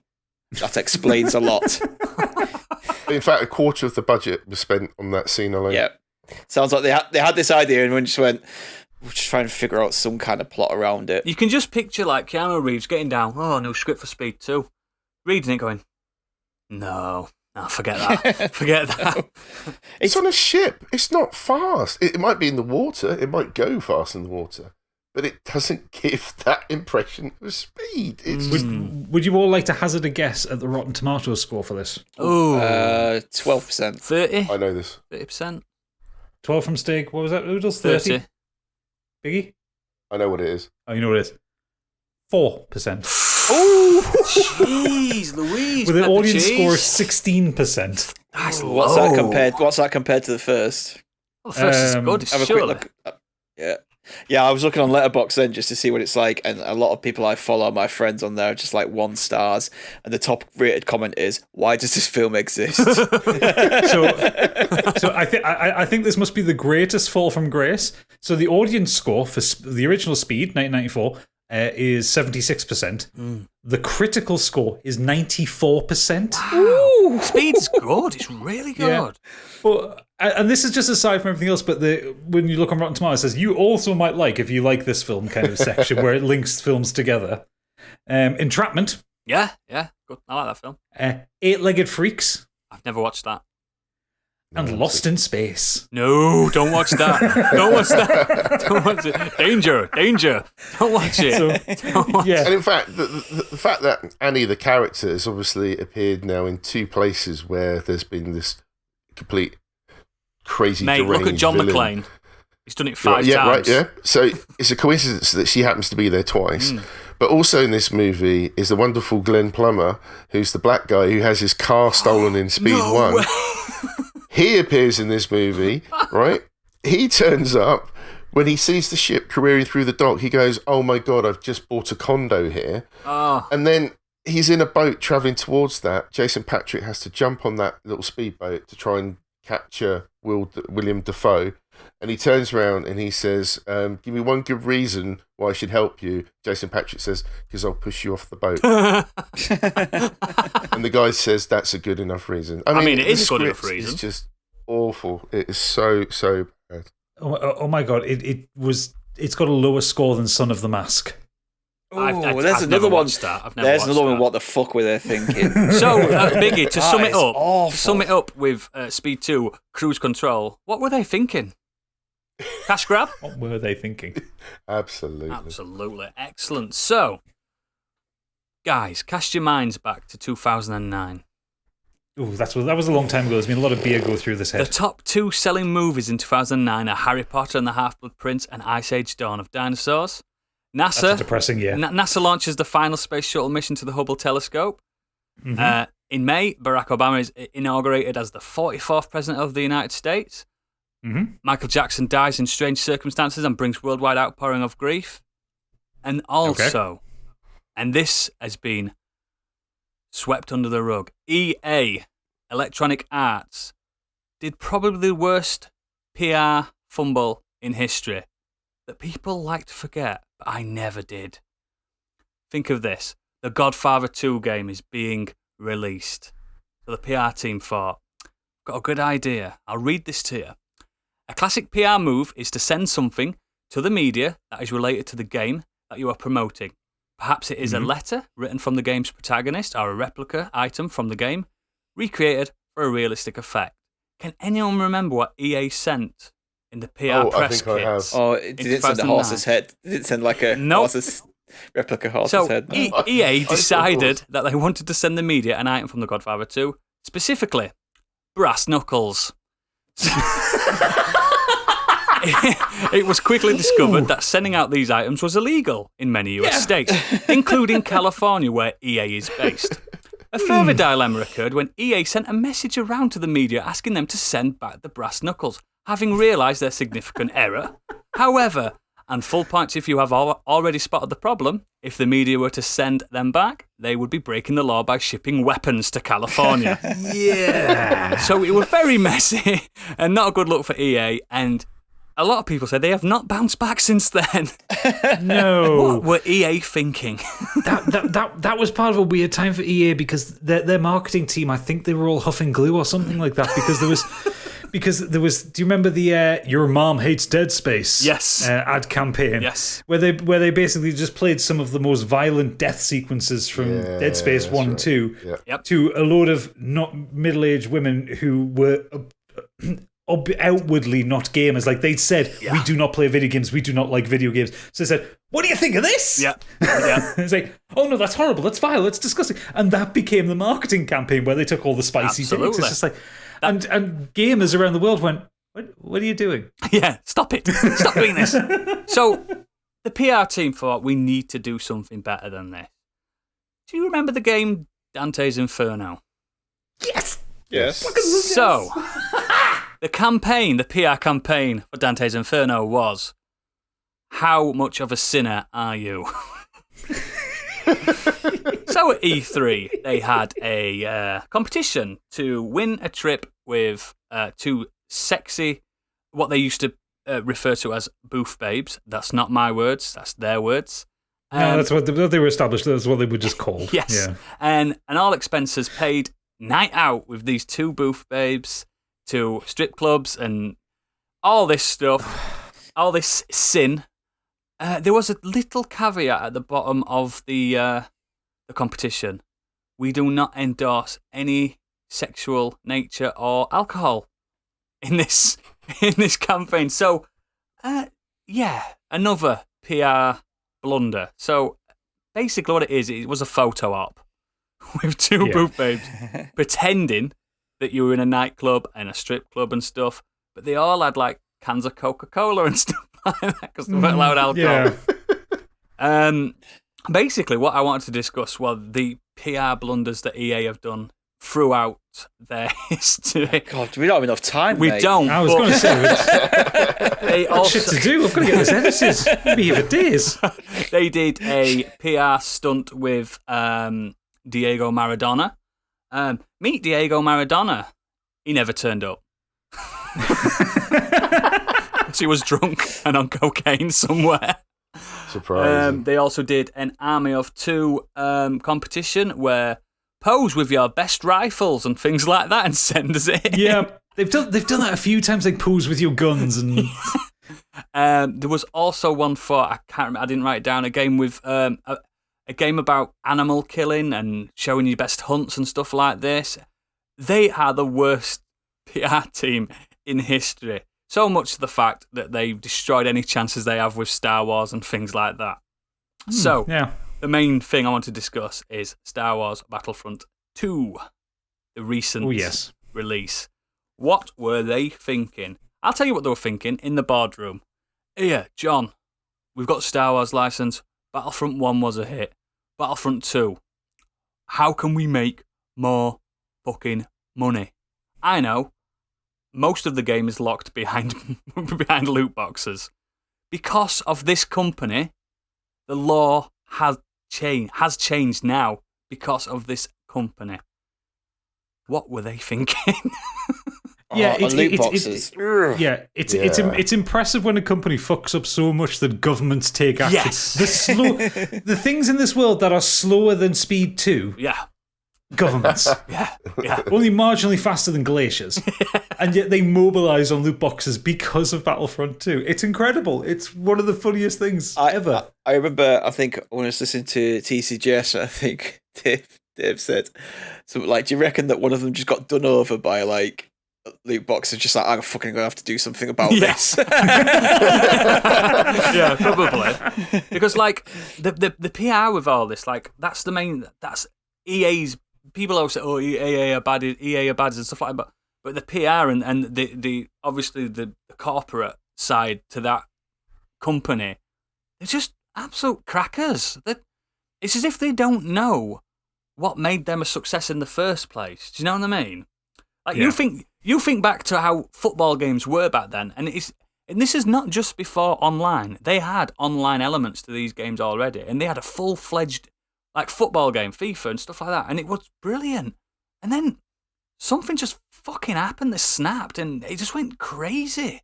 And I don't get it, because I know it is money, and I get that it's a business, but they were preying on people, and it really upsets me. The loot boxing, I don't have a problem with cosmetic items. If you want to buy that stuff. That's your bag, you do that. But to lock, like you say, the game content behind this with no idea what you're getting. With kids that have access to people's credit cards, man. Yeah, it's pay to win stuff. Yeah. It's me off so much. Like, I just want to, if anyone works for EA listening to this, I want to ask you, what were you all thinking? Stop it. The problem with the video game industry, I'm not going to get too far into this one because I could talk about this for hours. But the problem with the video game industry is it's an industry that is very young. It is. It's only 34 years old. Yeah. That has only ever experienced growth. Yes. And apart from the Atari disaster, but we'll not talk about that. But since the mid-'80s, it has consistently grown. Yeah. And you have... when you got in the 90s, when companies like EA and that started becoming publicly traded companies, the shareholders and investors saw constant growth, constant profit. Absolutely. And it came to the point where like EA, and I'll focus on EA, where EA would just like, they wouldn't compete with other games developers. They would just buy them and bring them in-house and stuff like that. And they would expand and expand and expand and expand. So that can't last forever. The laws of economics say you can't have uncontrolled growth for all eternity. Yeah. The shareholders want that. Yeah. But it reaches a point. So it reached a point in kind of like the mid 2000s, before loot boxes kind of were a thing, when the growth of games kind of started to slow down and the shareholders started getting a bit spooked. Like games were starting to become more expensive to make and they weren't bringing in as much because there wasn't it got to a point where everybody had an Xbox 360. They couldn't fucking sell any more of the bastard things. It was that like 5 years where even E3 was like dwindling and stuff, wasn't it? So they had all these mad ideas. So that's when EA came out with the idea of like, okay, well, you see that pre-owned games market? Well, let's fuck that up by putting in online passes into games where if you bought a game secondhand, you had to pay £7 or something like that to unlock the multiplayer because you didn't have a code, a one-use code that came in the box. Days. Yeah, like Mass Effect 2 had one, which I thought was fucking mental. Yeah. And so they got into those. And then when Apple started allowing in-app transactions in their apps, because they were kind of the first to do that. They were, yeah. That's when kind of the games platforms holders, so Sony and Microsoft, went, so, okay, well, why don't we, instead of having just big expansions and DLCs, why don't we allow microtransactions so someone can buy your horse armor or shit like that? And that stuff comes into it. And then EA went, oh, I want that. I really want that. Trading cards. And then stuff like Farmville came out. It was free. It had the kind of the gacha mechanics in it and stuff like that. And it all kind of grew from there. And EA has just taken the worst aspect of every single one of these money-making ideas that smaller companies put together, not including Apple, but like smaller companies utilize to survive. And they went, well, we put it in there because we want to take this big, giant, overweight, fat hand, cover it in glue and just put it on your wallet. And it's a really disgusting attitude to have because when things don't go well, so I've talked about Dead Space before. Dead Space 3 got EA'd. That was one of the first EA games that was riddled with microtransactions. Me and Stig know we've been there. PR. And bad PR. But that game failed because of those microtransactions, because people were put off for it. Yep. So what did EA do? They just closed down Visceral Games because they were no longer profitable. So they're not as bad as Blizzard are now, though. Blizzard are worse, but they're still one of the worst companies in America for this. And what were they thinking? They were thinking their wallets aren't fat enough. I know, and it breaks my heart as someone that back in the day in like my cousin had a Mega Drive, and we used to get EA games like PGA Tour and FIFA and just all the EA Sports in the game. It was a sign of quality. Yeah, it was. And then they did the EA big stuff with SSX, Tricky, and it was a sign of a Medal of Honor. For fuck's sake, Medal of Honor was incredible. And it's not now. No, it's not. And it's just, I just want to grab someone at EA and say, "What were you thinking?" And in fact, Battlefront 2 now. Is the game it should have been. Too late. When it's released. It's too late. It's too late. They took everything out. They've made it the game it should have been. But so many people the have moved fucked up on. thing is, though, they took all that out of Battlefront 2 and put it in Plants vs. Zombies 2, which kids play. Do you know what I mean? So, and I'm not saying these people are evil. I'm not slighting at game devs and stuff like that. I'm talking corporate, I'm talking PR, I'm talking I'm talking the overlords. I just don't understand what they were thinking, and that's my take on it. And you can disagree with me all you want, and there are baddies and goodies. It's same with Hollywood, it's same with book publishers, it's life, social media, everything. No one's going to disagree with you on EA, mate. Nope. Not a single listener. Yeah, I just don't want to say it is a massive fall from grace, in my opinion, and they must be sat there now, even the shareholders like, yeah, we've made a profit, but no one likes us. We've lost fucking Star To Wars. be fair, there'll be like, that gif of Woody Harrelson crying into his money. Yeah. that's Imagine being the company that loses the rights to Star Wars. Imagine being the company that loses the right to Star Wars to Ubisoft. Yeah. Yeah. It's ridiculous, but we've got some honourable mentions that we want to discuss now. We'll just do a little round table again. We'll start with Gadget. Okay, so I've got two because you've just made me think of one of them. First one is going to be EA releasing Titanfall 2 when it did. Oh yeah, what a bad decision. A week after Call of Duty and a week before Battlefield 1, they release one of the greatest first-person shooters ever made, and no fucker bought it. It's in my top 5 of the last gen. It's so good. Oh yeah, same here. I fucking love it. It's amazing single player. It is. It's amazing multiplayer. But you released it in between both of the two biggest online shooters. Yeah. What the fuck? They killed it. Yeah. Yeah, absolutely. Diabolical. Other one, different kind of diabolical. This is possibly one of the worst albums and stupidest concepts ever made. The Lou Reed and Metallica collaboration that was Lulu. Oh God. Oh God. Worse than Saint Anger. Yeah. If that's possible, they found it. They found a way to plumb lower depths in Saint Anger. Yes, taking the wry writings of Lou Reed, adapting a pair of plays called the Lulu plays, which were about, hang on, what does Wikipedia say? Telling the continuous story of a sexually enticing young dancer who rises in German society through her relationships with wealthy men, but who later falls into poverty and prostitution. What a concept. Taking that Lou Reed beatnik poetry style and then applying it to music written by Metallica. And Lars Ulrich. and they thought it was a good idea. They thought it was a good idea. What were they thinking? And I'll just end off the best quote on this one from a reviewer, because apparently some people like this, but I'm going to stick with people who didn't like this. Chuck Klosterman for the website Grantland wrote, "If the Red Hot Chili Peppers acoustically covered the 12 worst Primus songs for Starbucks, it would be slightly better than this." A scathing review if I've ever heard one. Okay, we'll move on to Biggie's honourable mention. Yeah, I just wanted to give a shout out to Joey, the TV series. I don't know what this is. It's a spin-off from Friends. Oh. So it just literally, when you think of a successful TV series that ran for 10 seasons, maybe you could have stopped 10 at one seasons. point. It's Friends, isn't it? But it was Friends. You had that cast that gelled, so well together.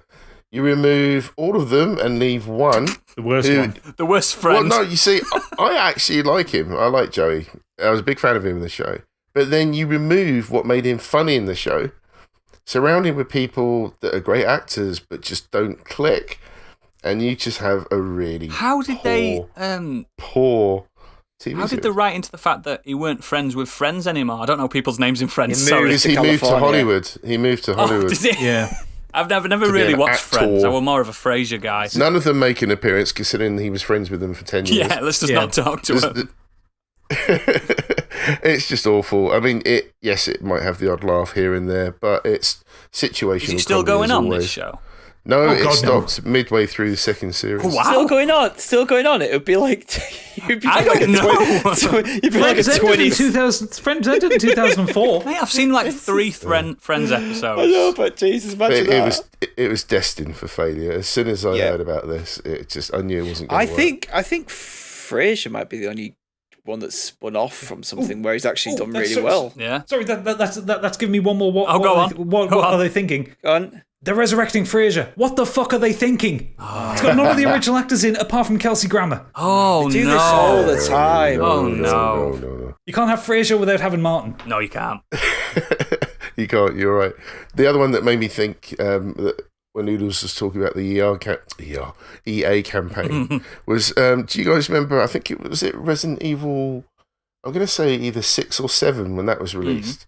that as a promo stunt in the UK, they ended up putting body parts around London. Yes, to oh see my the sign. God. Yeah. So they didn't inform the police. Yeah, they got so much bother for this. Jesus Christ! Yeah, they I've never did. heard of that, but that is ridiculous. Oh, mate! It was in the Daily Mail and everything. It was in. It was everywhere. Yeah. It was brilliant. I mean, it was a great idea, just poorly executed. It stemmed from the idea when you bought the ultra rare collector's edition of it. It came with a USB drive that was like a severed little finger. Yeah. There's a lot of body horror in Resi 7. You know, like body parts being chopped off. So they kind of took that to the next level and they got like mannequins and like got the like Tom Savini makeup department kind of thing to do them up as like real body parts and hit them in alleyways and bins in London. I honestly think these PR people think this is a really good idea. Like, I was listening to the Empire podcast, and one of the questions someone said, what's the worst PR thing you've got? And I'm pretty sure they said that, like, when 50 Shades of Grey came out, they just got like anal beads and dildos sent to them. Yeah, they did. Yeah, and they're just like, what? Like, I've still got a box of them in my house.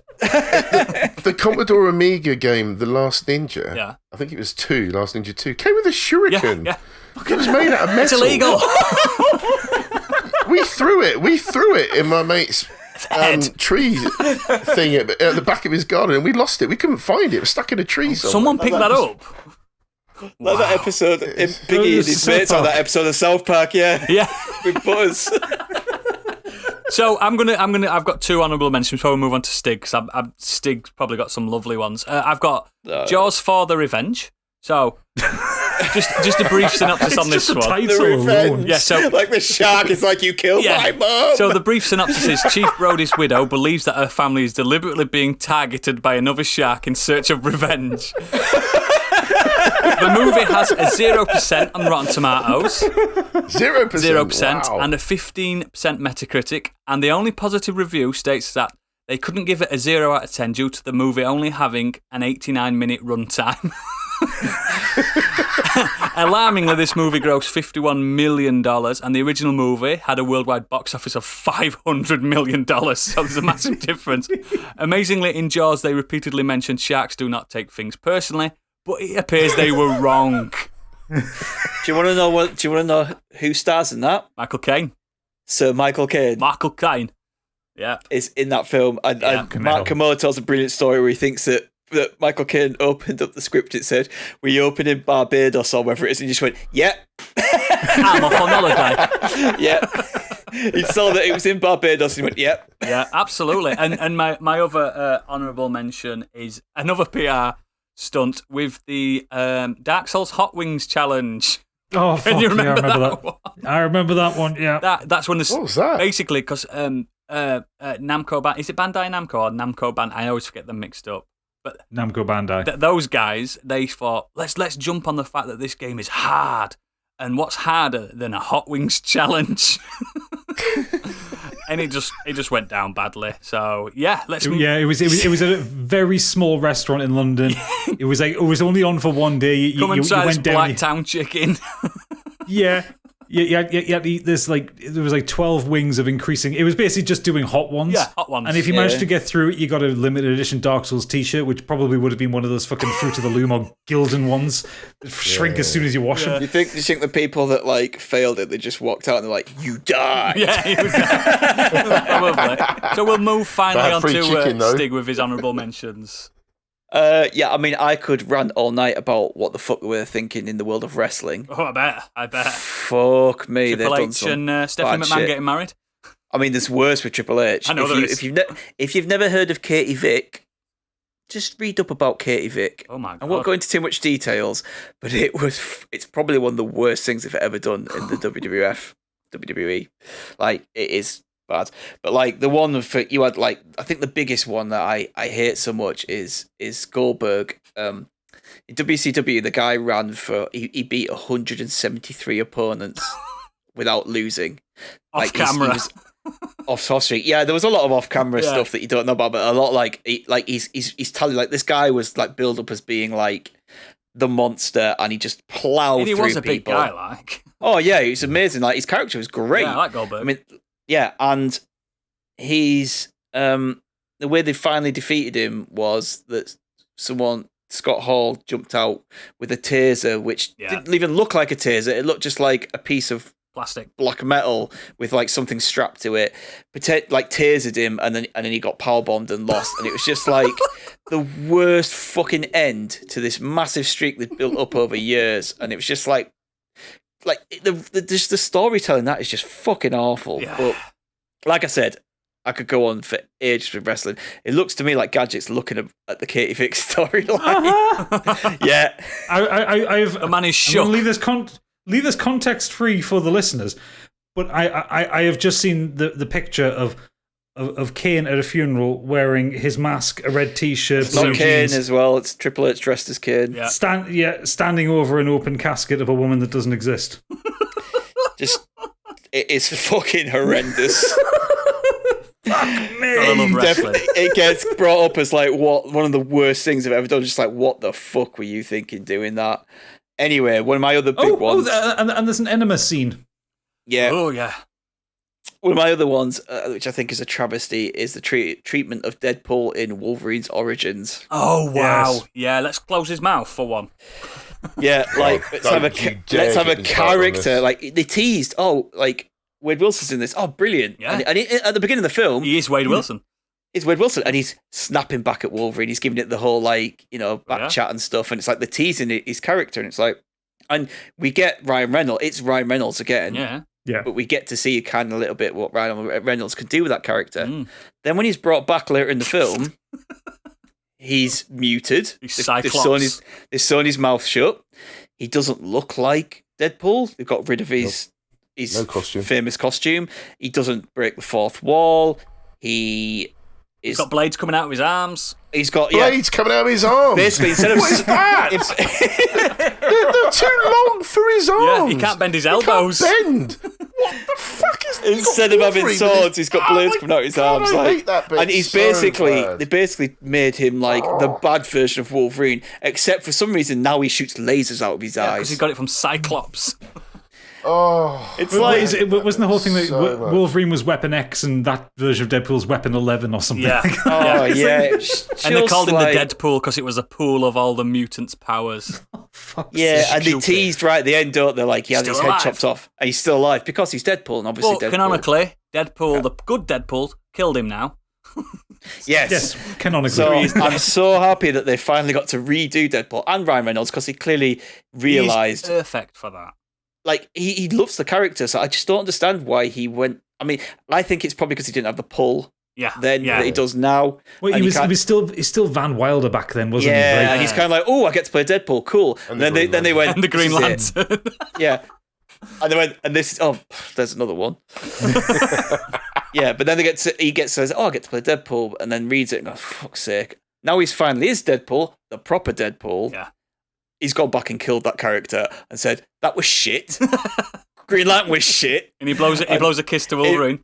In my films, I have wiped them out Yeah. of my Deadpool film. So I really love that he's done that. But yeah, just taking that character, teasing Marvel fans with that, and then Mate, Well, in me that, the in that, in that, fuck up. oh, And Wolverine Origins, they had great characters. They had Blob, they had Zero, they had Gambit. All shit. yeah. Oh, yeah, they fucked every one of them up. Oh, God, they invented some characters. Oh my God, it's so bad. didn't they give the Blob to cheer him up like a hug or something? I mean, it was He's just bad. He's just bad. it's- There's that something running really joke wrong with the with Blob where at the beginning he was just a strong bloke and he had a tattoo of the woman, and then when he was the Blob, she'd gained 500 pounds because he'd got fatter, and it was just oh God, it was so bad. But yeah, what were they thinking? And I think what we'll do now, we'll move on to what our letterbag's thinking. What are the guys saying to us via the Royal Mail? Well, we have had opinions. I bet we have. I had to filter out all the ones calling you names, Oodles. There was quite What a were lot you of them this thinking week. getting him to host this? Yeah. Tig starts off with Matrix. Oh, there's only one Fair Matrix enough. film anyway. I think we've discussed that enough on the show, We but did. we're Only like one yes. officially. on this pod. I like the comment. I thought it was cool. Yeah. Newton Thomas has quite a few. He says Gus Van Sant doing a shot-for-shot remake of Psycho. Yeah. Yeah. Yeah. Pointless. Weird. Don't understand that at all. And casting Vince Vaughn. Vince in it as Vaughn, well. yeah, but I like Vince Yeah, Vaughn. He's yeah. a big character. Do you know they did a shot-for-shot remake of Cabin Fever as they well. did, Yep. The same director, I think it's the same director. Yeah, he was just like, I'm just going to do it again. Yeah. Just Shot for wants to shot. be Hitchcock. Why not? Jonathan Kent's pointless death in Man of Steel. Oh, Yep. Yes, Oh. yes, It winds me the fuck up. Wow, that. yeah. I Trying to prefer, bring all Really this glad I haven't seen Man of I Steel. prefer how his dad dies in the comics. His dad in the film Gadget doesn't want people. He doesn't want Superman people to to know be he's Superman. Superman. So there's a tornado, and his dad gets kind of like, I think he's trying to save The somebody dog. or something. Trying to save the dog. Yeah, and he gets caught up, and he's basically like, Don't I can't get come. out of this. Yeah. As a human, I cannot get away from this tornado. And Right. so Clark Yeah. steps forward, He goes, no. and he goes, and he says no. And he like, Let me die. not let me die for no reason whatsoever, so people don't find Bear out in that, mind, this is you an have powers. adult Clark Kent, a man that can move just a little bit slower than the Flash. So nobody would have seen it anyway. Yeah. He could have saved Fuck his me. dad. Awful. Okay. He goes on to say a sentence I would never ever thought I would read. Duck boobs in Howard the Duck. Oh, God. At the very beginning of the film, she's in the bath, and yeah, there's duck boobs. The casting of Jean-Claude Van Damme as Guile in Street Fighter. Oh, the American, That whole the movie, American man. hero. That whole movie. yeah. I was going to say the American hero with the Belgian accent. Yeah. You are all under arrest. Love that film. And then he finishes off with everything about Highlander 2. Oh, Yes. yeah. The When they made first them one into was so good. aliens. Yeah. There can only be one. Oh, let's have some sequels. Yeah, that's exactly. It kind of ruins And the a point of the TV first show. one. Yeah, well, And Andy Bleasdale, he also continues with the Highlander sequels, Oh. all of them except maybe 3. RoboCop 3, Oh, wow. awful. Yeah. So bad. Super Mario Brothers, the film, Bob Hoskins or one. pretty much any video game adaptation. Yeah. Al Pacino and Robert De Niro in Righteous Kill. Oh, so bad. Robert De Niro in Rocky and Bullwinkle. If I am going to point just most of Robert De Niro's output of the last 20 years. No, it's when De Niro's not working with Scorsese. Well, yeah, that's what I mean. Like, that's why mostly like The Irishman. Okay, we'll let him have that. Yeah. One, but like, what's it? The War with Grandpa is about to come out or something like I've that. never even heard of that. Yeah, De Niro's not. Al Pacino in Jack and Jill. Oh, Al Pacino in that donut commercial. You got a great ass. Paulie Shaw. No one specific film or moment, just Paulie fucking Shaw. Oh, God. I watched Biodome about Never 500 got that. times as a kid, and I don't even know why it's crap. it is, but I loved it when I was a kid. Yeah, I did. I loved it. Pete Beckett says Dexter. After the explosive ending to season 4, which could have been an ending in its own right, and that was a fucking good ending at the end of season 4. So good. So good. Proper, ooh, it made your heart go and everything. Never watched it. What? Oh, you should watch Dexter season 1 to 4. They're Yeah. best Finish TV. But finish at 4, yeah? Yeah, don't watch after that. Okay. Season 5 to 8, especially the series ending. What the fuck were they thinking? Hopefully, the new Dexter season will redeem a once excellent Oh, so show. it's still going. No, they're bringing it back. Okay. What are they So thinking? Michael C. Hall wasn't happy with the ending. Wasn't happy Nobody with was. Nobody No was. one was. Wasn't happy with the critical response or the fan response. So he's bringing it back. It's got a really good casting. Okay. So it's kind of brings me. But that's that. I think I've told this before, but I might have said it in the Discord. But I watched season 1 to 4 of Dexter before I met Kate. Yeah. That's when she joined me watching Dexter. So she's seen season 5 to 8. Hasn't seen season 1 to 4. Oh, dear. Oh, you poor woman. Oh. But she's like, why do you even like this? Season 4, literally, I think that's one of the best series of TV Really? ever. I will happily big up the first season. The Ice Truck Killer is one of the best storylines of anything that's ever been put in TV. Okay, I'll give it a try. The Trinity Killer with what's John his Lithgow. name? John Lithgow. Fucking incredible. Oh, he was great. I like yeah. Lithgow anyway. Yeah. I mean, the thing is, season 5 wasn't bad. It just wasn't very good. No. That was the problem. So bad. Like, I really like Jimmy Smits as the kind of the overall baddie by the end of it. But yeah, oh no, it was just bad. Ben at XBen Blaster X says Game of Thrones season 8. Need I say any more? We've said plenty. Yeah, nothing else needed. No, but I will. Honestly, one of the most anticipated shows on the planet. 10 years in the making, leading to a climactic finale we were all dying to see. And well, they fucked it. Well and truly fucked it. Rushed, unsatisfying, baffling, legacy ruined. Dropped the ball. Yep. Business related, I wanted to put forward New Coke. I don't know if you're aware of this story, but years ago, Pepsi did a marketing campaign where they got people to do a blind taste test between Coca-Cola and Pepsi. Pepsi came out the winner. Rightfully so. Yep. So in their wisdom, Coca-Cola decided to change the recipe of their iconic drink, which beat Pepsi in new taste tests, and labelled it New Coke. It did not go down well with the public in America, and they quickly went back to the old recipe. Change it back now! People hate changing recipes. Like the furor of it, like cream eggs a couple of years ago. Well, they taste like soap now. Yeah, like people do not like a change in recipe. Oh, Take out the tiniest bit of salt, the tiniest bit of sugar. Don't do it. You're fucked. Yeah. Okay, so we're moving on to the big one here. It's Christopher Love, otherwise known as Deadbeat Punk. He sent this one in, and it's epic. He starts with, okay, so Stig called this one, because we were talking about this in the Discord, and Stig brought this up. And unfortunately riled up the already angriest Irishman in the world. I did it on purpose to get this. A piece of media that was adapted from a much-beloved series, only to be stuffed into a mincer composed of executives and those who suffer allergic reactions to imagination and individuality. Terry Pratchett's Discworld series is beloved. Beloved is a light term. Fans cover the globe, young and old. If you find a Pratchett fan, you've nearly automatically found a friend. United by a love for language, prose, and humour. For those not familiar, Discworld is divided into several series. My favourite is The Watch. The Law and Order of Ankh-Morpork, the two-sided city. Now, traditionally, punks think all forms of police are cunts, and quite rightly so. But Sam Vimes' shaky arm of the law starts from incredibly humble beginnings. He grows and develops as a character, almost in direct comparison with the city around him. This fictional group of defenders adapts to changing times, constantly evolving to meet the challenges that arise in their path. There are a lot of mirrors to our own society, cleverly worked into this fantasy setting, with the respect and dignity that very few writers would dare attempt, never mind successfully pull off. I'm agreeing with everything here, by the way. So when word got out the series was getting a live-action adaptation over 10 years ago, I was very excited. I imagined a gritty cop drama with fantasy elements, humour spiced with some genuinely gut-wrenching scenes from the novels. Even if it didn't focus on the main characters in the books, it could be based on new recruits. It could have been a new branch of the Watch in another city. The possibilities were endless. The show kept getting delayed, of course. And of course, with Sir Terry Pratchett's passing, it seemed like the project would have been cancelled. Things were quiet on the project for a long time. Until a trailer dropped. And wow, what a fucking trailer. It was this misguided blend of semi-cyberpunk, acid-tone, neon After Effects that was reminiscent of the awful Suicide Squad movie. Another what were they thinking? This is not the fantasy version of CSI that I had half expected. It seemed to have completely missed the mark. I was not a happy bunny. I may have left a lot of nasty tweets under various stories on Twitter. Battery acid and Coke cans, you know the sort.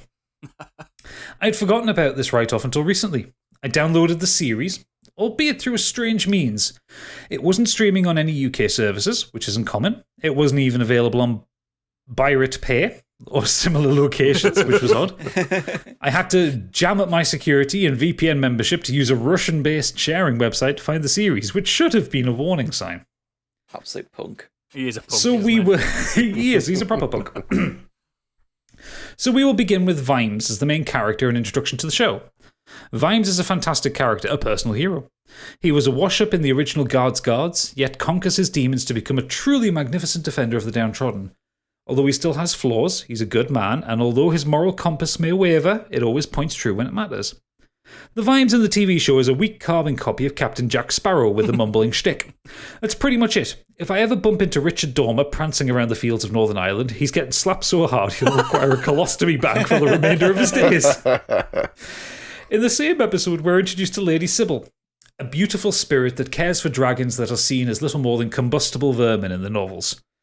A major reason as to why Vimes is such a strong character is due to her guidance and support. She was one of the few people that saw the person Vimes could be, instead of how he saw himself. There is some amazing character development that just organically spreads through the literature. That's sorely lacking in our live-action edition. She's a headstrong idiot in a wig. Character assassination at the most heinous. Cheery, detritus, Angua. And my Carrot, my sweet boy Carrot, the best boy of the guard, he got done so dirty. How they turned that bright-eyed idealist that saw the wonder and beauty in everything, with everyone around him, into an aching bollocks on legs. It's unforgivable. They didn't even have Fred Colin or Nobby in the 4 episodes I endured, the iconic duo from the very first book. Death is a humorless CGI nightmare. Ankh-More Pork is an aimless background instead of a bustling city bursting with character. The Librarian, just pathetic. I could go on, obviously, but this topic has hit a nerve. I never thought I'd type the phrase, I'm glad Sir Terry Pratchett is dead. Oh, The one silver lining is he'll never be exposed to this festering mound of smegma-coated fecal matter that is this show. I hope everyone involved in creating it catches some mad variant of Ebola and shites themselves into a coma. That is not my cow. Parentheses, this is the cut-down version of this email. Yeah, and all views expressed by Dead Pete Punk are not the views of Modern Escapism. But wow. I mean, we haven't seen it, but... Thank you very much. That is an incredible literary work from Punk there, and I appreciate that. So the one good thing came out of that show is that email, basically. Yeah. That is why I gave up reading any feedback, because I would have fucking struggled with that. It would have still been there. We'd have had to have cut about 5 times. It was beautiful. Hasn't the Pratchett estate walked away from that TV series? Haven't they? So it sort of it was haven't they? it was weird. Like, it was originally Rihanna Pratchett was writing it, and then it went into kind of a bit of a development hell for a while. Then it was like between BBC America and then some other company and things like that. And she was eventually shit canned from it, and then it became what it is today. So the Pratchett estate have basically said, we didn't have anything to fucking do with this one. Good. They just these people just owned the rights to it. Why did they do this? Why did they take something? Because they honestly don't care so much. Yeah, but they just want money. Yeah, it's idiotic. The content is already there. Like, the books are there. You can do a spin on the books, but the stories and the characters are there. You know. I always think of it as like, look how Peter Jackson adapted the Lord of the Rings novels. Yeah, he took what was there. He cut out some stuff that was unnecessary, and it's perfect. Tom Bombadil, yeah, he's perfect. Why don't they just follow that suit on? He's fucking. Ugh. Anyway, onto the socials. Socials, right. So you can find us on Twitter at Modern Escapism. On there, you'll find a link to all our episodes, socials, and our Discord. If you have any comments, you can either tweet us on there or email us at modernescapismpod@gmail.com. Gaming streams, we do them on twitch.tv/. We do them at twitch.tv/Modern Escapism. So if you're into that, come and join us. Oodles will be streaming on Saturday. Potentially. Potentially, if he gets his capture card I do sorted. the caveat to that. So I'm waiting for my new capture card. It should come. But if I am available all this week for Monster Hunter raids, if you're all into that. So join our Discord if you want to do that. Biggie is continuing his Dark Souls run. How far has he got to go on that? He's Blacktown still. A long way. A long way. Oh dear. Trouble is, he's I haven't played it for a while. He's stuck in Blacktown with a really underpowered weapon.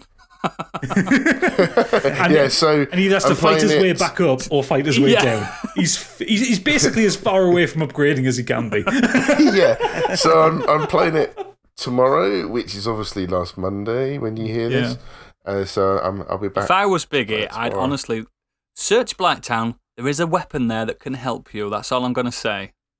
Search. Okay, nice little hint. And Gadget and I will be back streaming Dead Space 3 on Wednesdays. Although we might be finished by the time we might have finished it. Yeah, I think as of this point of recording, we got to chapter 14, and there's 19 chapters in the game. So I think we will probably have it finished by then. Wait, have we mastered time? Have we actually understood time now? No, I've mastered time. Oh, I'm telling you time. If we have finished it by then, there'll be something new. We'll advertise it on our Twitter and let you know what it's going to be. It'll probably be Sea of Thieves while we think of something else. Yeah, always a laugh in it. Yeah. Just a few other things. You'll have noticed the last few weeks we've dropped a few specials. First up, we had our Justice League Zack Snyder special. It's a masterpiece. So if you haven't checked that out, what the film or the podcast? I hope you mean the podcast. I mean the podcast. Yeah. If you haven't checked that out, you should do it, especially if you've watched the film, because we had a good laugh talking about that. Strap on in, though. It's about 2.5 hours long. Yeah. About 2.5 hours shorter than the film. And more coherent. No, and we also did some D&D specials. Yeah. They dropped on Good Friday and Easter Monday, so they are out there now, available for you to download and listen to. And we had an absolute blast recording these. Gadget did an amazing job setting all this up, and I have never played Dungeons and Dragons before.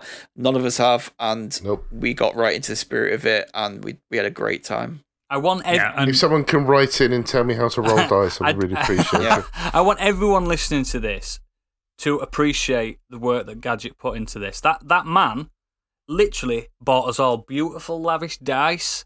He they don't roll very high. he gave us enough time to create backstories, and he was so patient with us absolute imbeciles, and and the work that he's put into it and the actual edit he's done for it. It's as if we know what we're doing.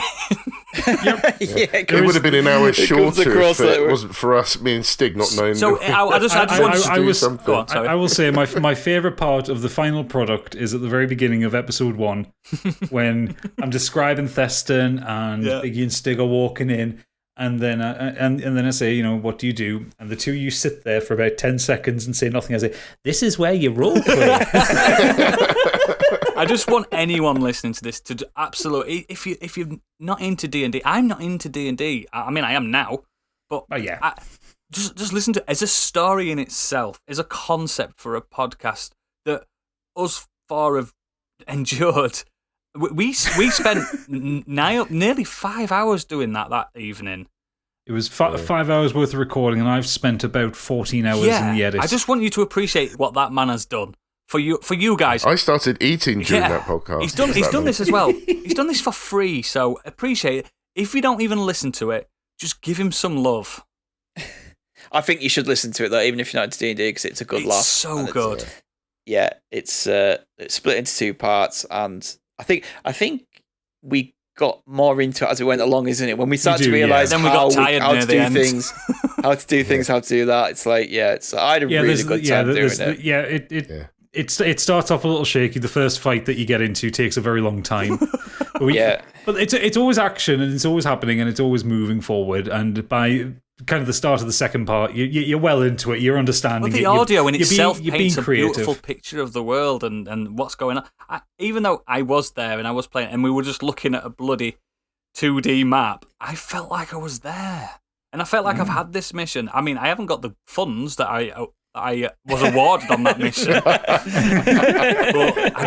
it's just, I just think, and I want to thank you personally as well, Gadget. Gadget, you did great. Absolutely welcome. To be honest, I still need to keep thanking you guys for indulging me in this random self-indulgence. Because that's what it really was. When we started up the podcast, it was one of the first things I said. So, if we do specials, I'd like to give D&D a shot. Yeah. And it took us 7 months to get you to do it. But it did. Yeah. Well, then we've done 2 specials. I wanted to do spoiler specials, and I did one, and we've got to do D&D. So we've been busy. We've been busy. Yeah, you two need to think of some specials. I'm going to do a OnlyFans special. No. A hip hop special. Yeah, absolutely, mate. Anyway, I'll be silent on that one. I thought so. Lastly, last Monday on the 29th, we were on the Monday Nightmare on Deal Radio, and that has now been uploaded onto the internet, that you can now go back and listen to that if you didn't catch it when it was live. We had a really good laugh with that. So good. Yeah, I had a good time. I'm not Monk's boy's enemy anymore. He's now, I consider that man a friend. He probably doesn't consider me a friend, but... I mean, even if you're his friend, he'll still keep baiting you. Yeah, I really enjoyed that. That was brilliant. Finally, if you like what we do and you like this episode and everything else, then leave us a 5-star review. We deserve that. It really helps us. Just for the D&D special, we deserve your 5-star reviews. What's stopping you? Why not? It's free to leave us a review. It's free to fucking listen to this. It helps us get it does genuinely help the podcast get noticed more and pushes us up to more listeners and stuff. So it does help us out. It's not just something Tell we your say. friends, share, tell your enemies, do the 5-star reviews. Yeah, thank you. Tell your friends Biggie's on it. They'll come straight away. Oh yeah, they'll go big cop man. Oh my god, they'll run for it. So anyway, this has been a very fun episode, and I believe we could have talked for another 3-4 hours on this because there's a lot of thoughts. When it's what were they thinking? Because we could just talk forever. So I'm going to leave you with this quote. To admit that you were wrong is to declare that you are wiser now than you were before. We've been Modern Escapism. Good night.